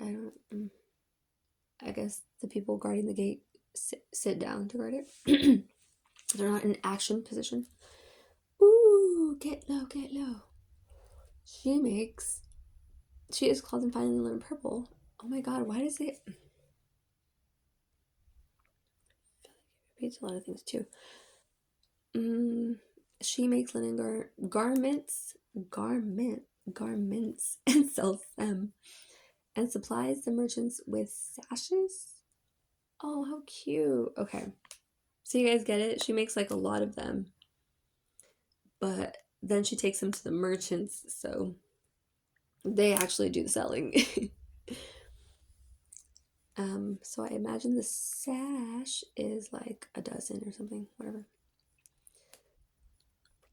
Or just gives a little more than is expected of her, as you know, Jesus was always adamant about us doing for ourselves. If someone asks you to go a mile with them, go with him too. I love that saying. I don't know why I love that saying, because I love like not having to be uncomfortable when people expect me to be uncomfortable. I love just like up in service to someone who cares, like what I'm doing. If I'm like doing quote unquote meaningless tasks of like bringing this person their coffee, it's a huge task to me. In my view of the world, I'm everything for that person, because if not for my service, they would not be able to accomplish any of their tasks. And this is what I strongly believe about anybody. At least it should be this way, right? anyone who's sitting around and not helping you do what you do, what you want to do, what you feel that you need to do, those people are perishing in your sight because they have nothing to gain from you. And it creates all this static and bullshit, but you guys can imagine. It's just so backwards. And things haven't happened yet for us to realize those things. That's why I'm saying it. Because we have to just prepare. We can just prepare for them and prevent a lot of things. But because there's not a bunch of examples to give right now, like a lot of people will just skip over the statement, not meditate on it, forget to ever reinforce that. Jesus, these chips in my throat. When you don't reinforce the memory enough times, eventually it just fades into the background of nothingness. It's easy. So many things vying for our attention that it's easy. So, in her hand, grasps one of the fingers.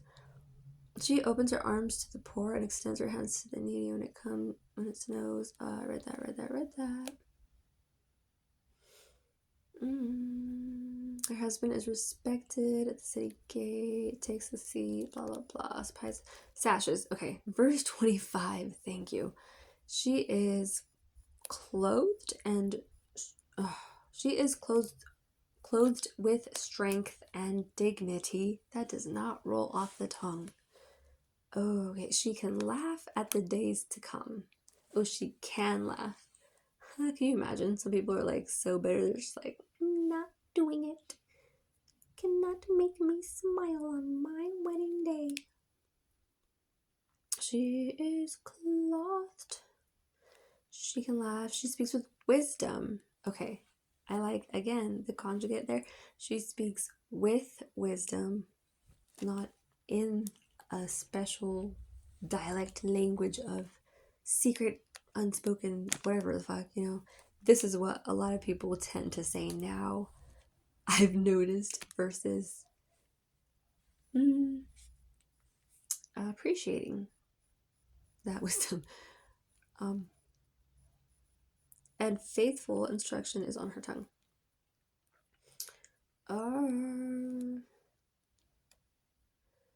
Yeah, this whole taboo thing about like rules having to be unwritten because they're so whatever. Yeah, that's old. It doesn't work anymore because we went through that part already, and people still kept forgetting to do things. And maybe not actually forgetting, but just like pretending to forget, which is the same difference to me. What is the fucking difference? If someone forgets it or doesn't forget it, if they take the same action of not doing squat, guess what's going to happen to those people? They're going to be shoved into the category of nothings because they're doing nothing for nothing, and everyone sees their nothingness all about them. It's nothing. What is this? Faithful instruction is on her tongue. I think this is another reference to like letting women guide us, just generally. Faithful instruction is on her tongue is like doing the things of the Lord, doing the things of God in the way that God intended us to do them, versus making our own. Like trying to take a verse and just like freestyle on it. Like you're totally missing the intention God had behind when he created this. That's obviously like an insult to his dignity, the dignity of his word, because he wants to express it, obviously, so that we can realize and grow from it, not make up our own idea of it and just basically continue to idolize, right? We just keep choosing different idols. They're just using different words. How easy would it have been to just be like, hey, wait a second. We know this. Oh yeah, God said that. I had a friend do that once in high school, and I was like, wow, that solved so many problems, because this bitch was trying to come at me like telling me things. She's like, oh, you can't drink water when I'm eating because you're so gross. And, like, you're just not supposed to do that. And then my friend just like went ahead and chimed right in. And she's like, oh yeah, I think somebody told me that. She's like, who told? Oh, you told me that, Steph. That was you, actually. And I'm like, yeah, I know. And I'm still like, sometimes I break my own rules. Oh my God. How does that happen? But it happens. Shockingly, it has. So, faithful instruction. It's glory to God, and she watches over the affairs of her household. I didn't even finish what I was saying, sorry. Okay, yeah, I think God does the same thing with us, where like he doesn't directly say something to us, but he'll kind of like insinuate it in these sinking synchronicities that idly lie. She watches over the affairs of the household. She does not eat the bread of idleness. Interesting. Dunno. She. I guess like, yeah, I can see that. People that like don't, like, they have plenty of houses and properties, but like they can't even have a growing relationship with their kid. And so all of those properties one day are going to be left to someone that person doesn't know anything about. And that's sad for me. Like I keep saying, these types of things I keep talking about are extremely saddening to me. I don't think that shit's funny most of the time. And I think that's why probably a lot of us will just lie and we'll just say like everything's okay when it's not okay, because it's really saddening. Like people don't want to sadden you, obviously. Like they want to share things with you, but if they know it's going to make you feel negatively, like, why? So watches is a good word. Like we watch over the affairs of the household. Just the local proximity. Take care of those people. That's your neighbor. That's actually your neighbor. It's anybody who is around your presence or your body. So I imagine even in dreams, where whoever's around us, those are our neighbors. And so that someone doesn't come and try to abuse their power over you and then just put all of you against each other as the excuse, because it's the perfect solution to their problem, right? They're like, we'll just make them blame each other for it. Home invasion, guys. Her children arise and call her blessed. I think it means like spiritually arising, though. And so as you become more in tune with these things of God, you realize that the things of God are the things of nature and perfect, cyclical in all types of forms. And so arise is like a great term here because of remember the 99 and the 1% realms, how they're different, and then we drew a picture of them, and it's like all in a circle. So when things rise, they're getting closer to heaven, the 99% realm. They're basically just growing, like the Tower of Babel should have originally done, but the intention behind it was insufficient. God wanted them to do this with love for him and keeping his law in mind. So they did it, I'm assuming, they didn't watch over their local community. They were just like, oh, you're gonna be a non-believer, you can still sit with us. Like, that's not, God was obviously not okay with that, with them just being okay with it. So I know it gets real, it's like deep. So she watches over the affairs also and does not eat the bread of idleness. So I imagine that's what the bread of idleness is. Yeah. If you love your life, you spend it wisely. And so even although you're physically idle, like people create habits of meditations or things they need to like put in order in the morning or before bed. Her children arise and call her blessed, her husband also, and he praises her. Many women do noble things, but you surpass them all, it says, verse 29. Why is it quoted? So somebody said that. I don't know who said that. Because this is from the mother speaking about a wife. What would be considered the perfect wife?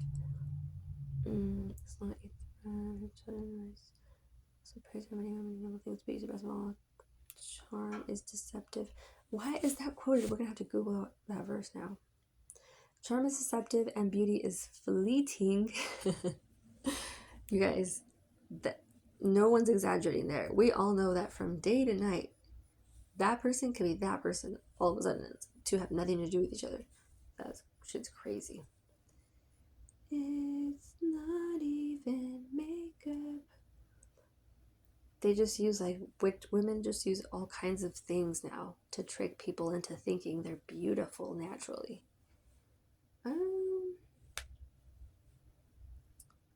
So just make your makeup look really fake, so that you're just honest with people. Okay?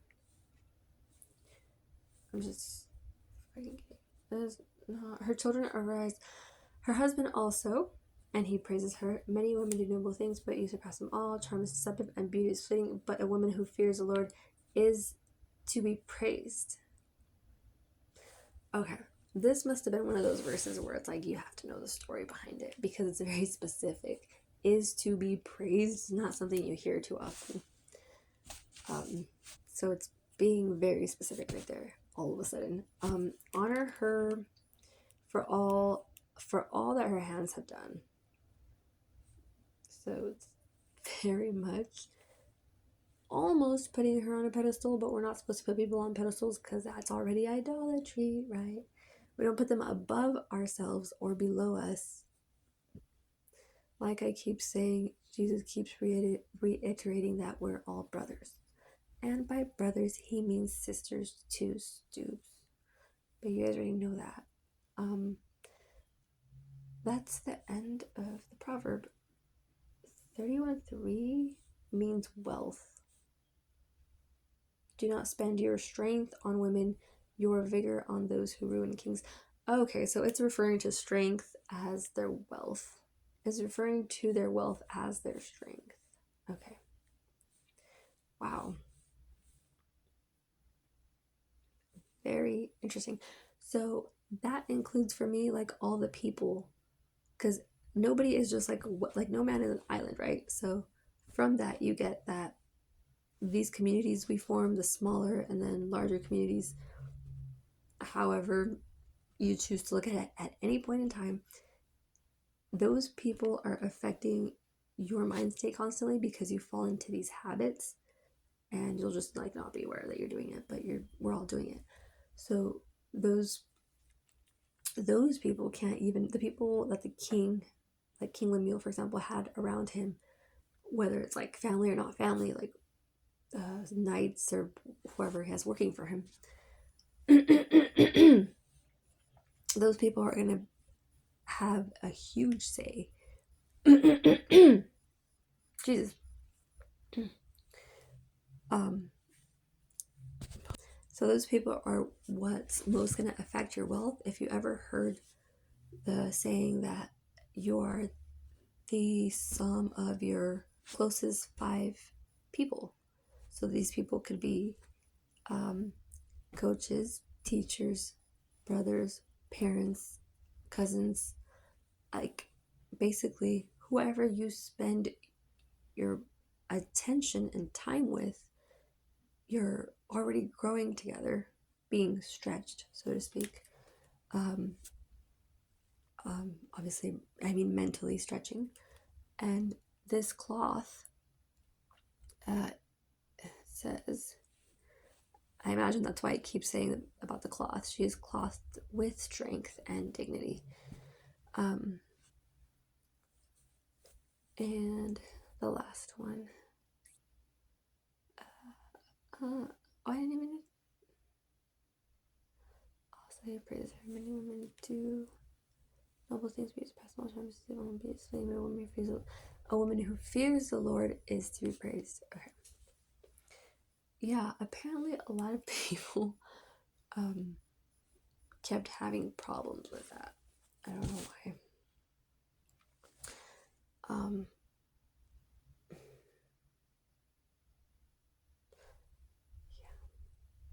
Yeah. Some stuff. 15.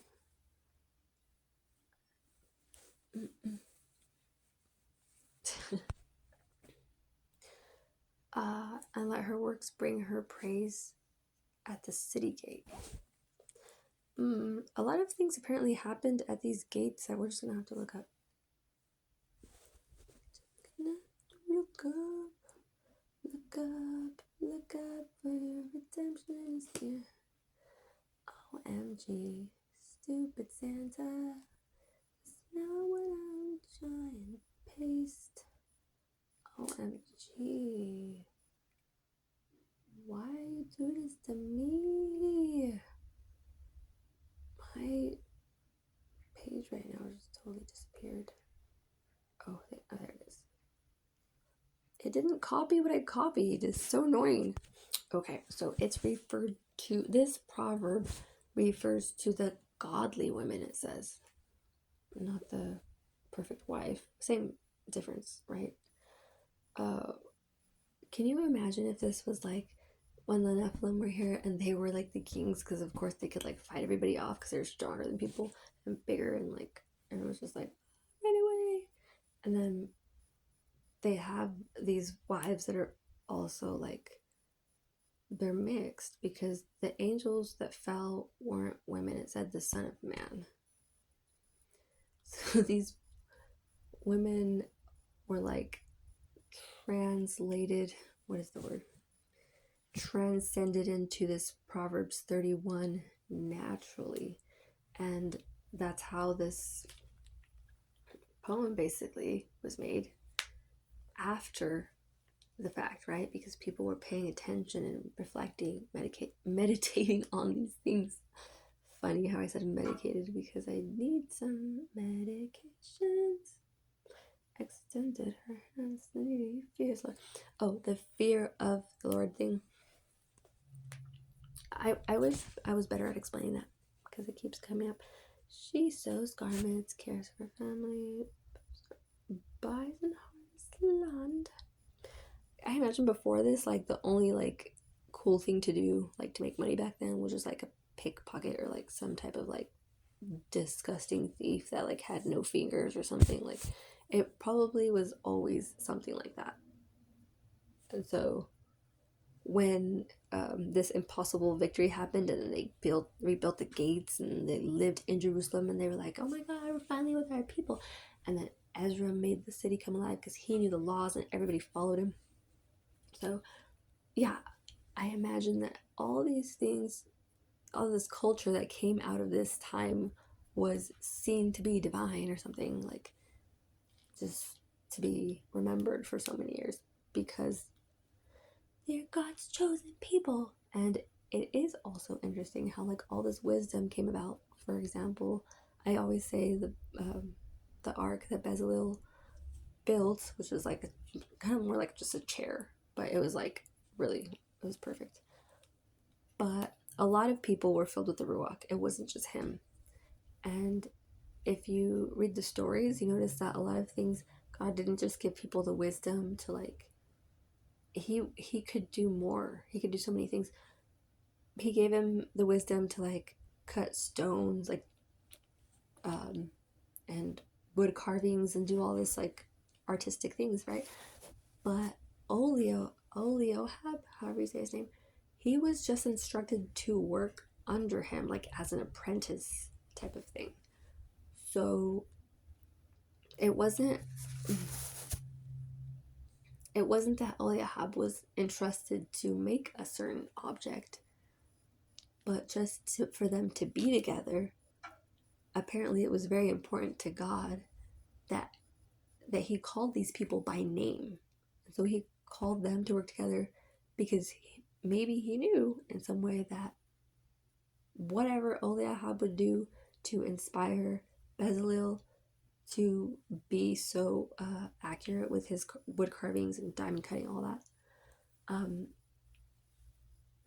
he just knew that sometimes bringing people together is the key to everything. It's not about what you're doing, but who you're doing it with. And I don't mean this is like climbing like social, some weird like, agenda that it's all like calculated. I'm talking about the faithfulness that we're supposed to have in God for doing this for us, not us playing the role of trying to do it, trying to like surpass, basically like be better than God or something.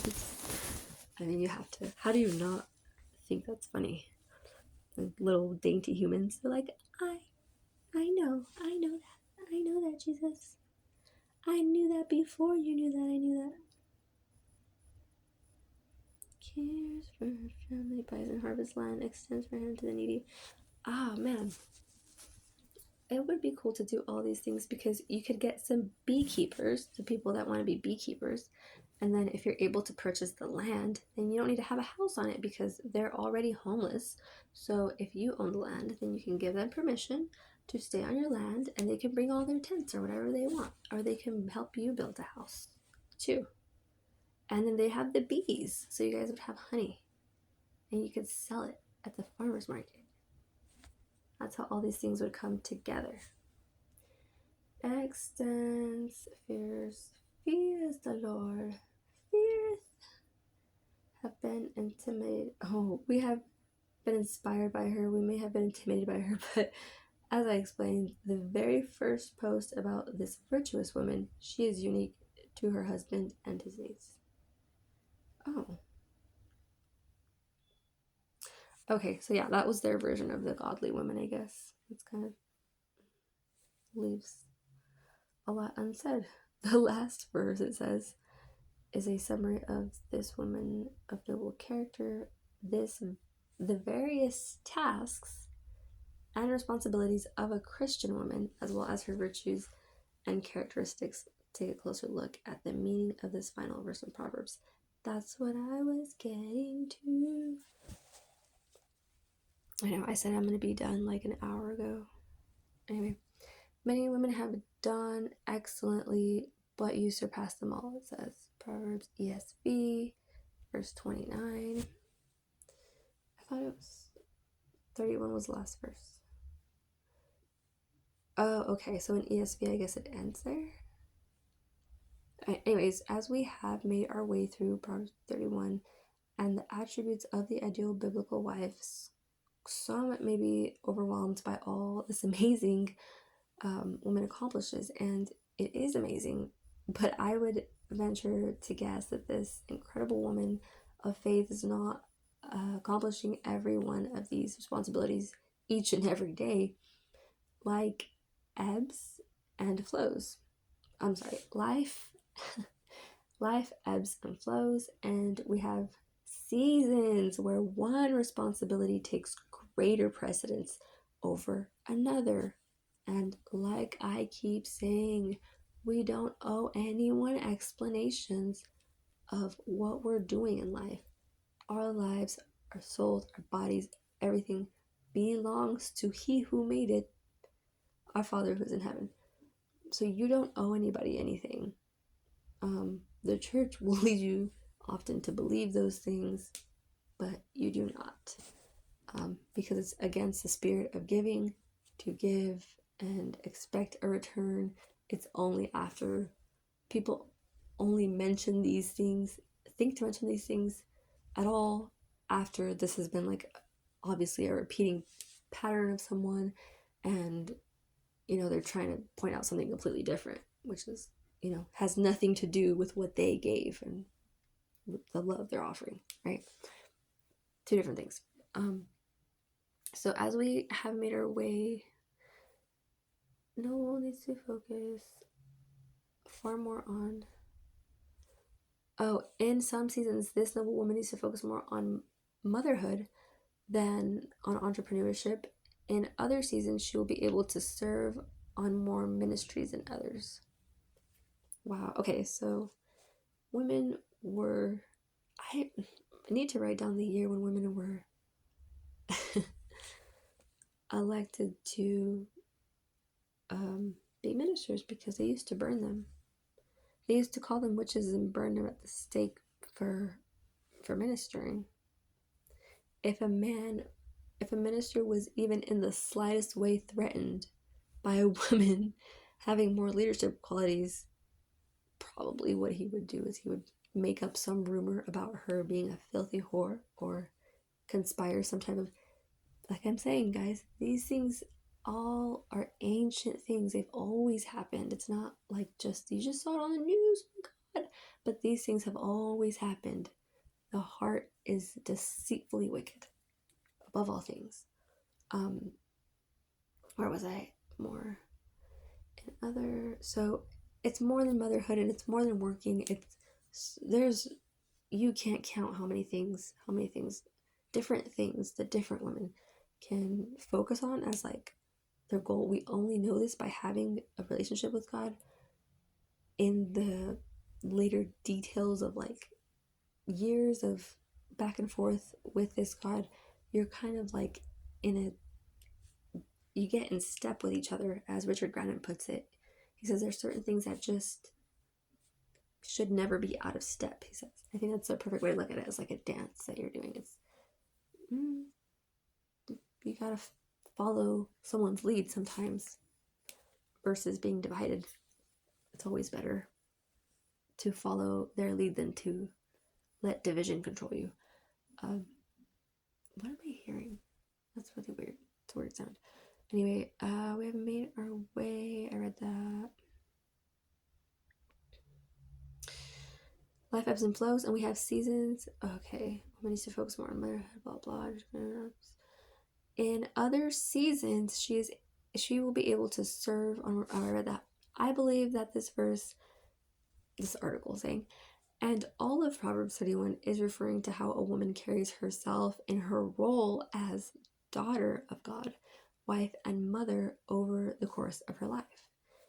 I get that part, because it's only when we forget to look at one another as brothers and sisters that this spirit of like unforgiveness and lack and just the opposite of abundance goes on, right? Because all of a sudden you're like trying to hold on and cling to every last little thing that you could possibly need, because we become traumatized in this like state of mind that your blood is constantly being fed cortisol in like minor amounts, but it's just ticking away until you haven't slept in 10 days and you're not going to. You lose hope of it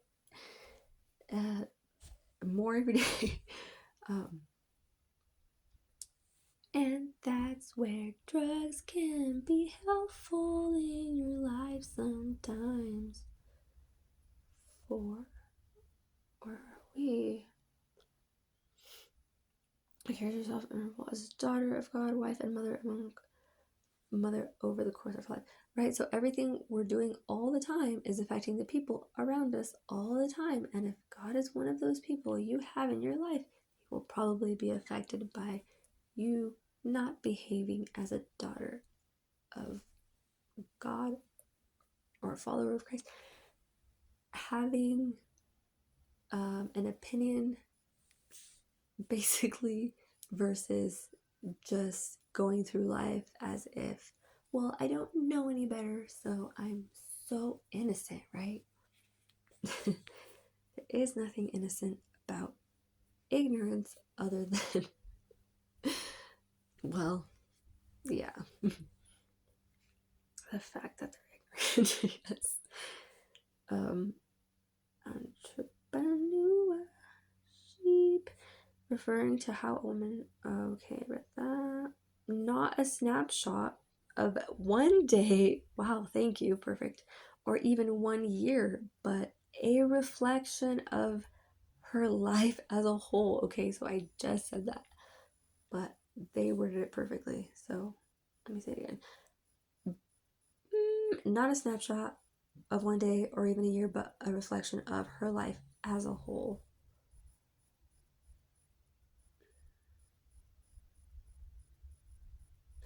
Verse 31 in Proverbs 31 is referring to that.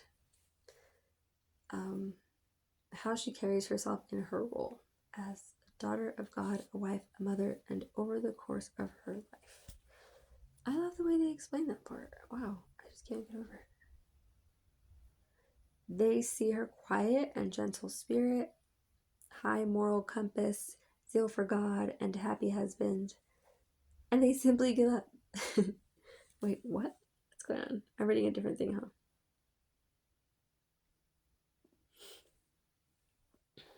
Oh, wow. Okay, they actually explained it.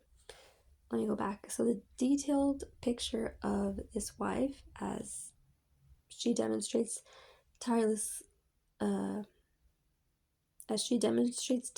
industry, domestic foresight, and business savvy, and overpowers most women. What?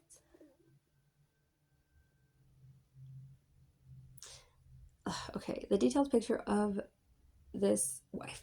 Oh my god, I almost died. I'm sorry, I totally skipped these tarot cards too, so I'm gonna get back to that when I'm done reading this. A detailed picture of this wife as she demonstrates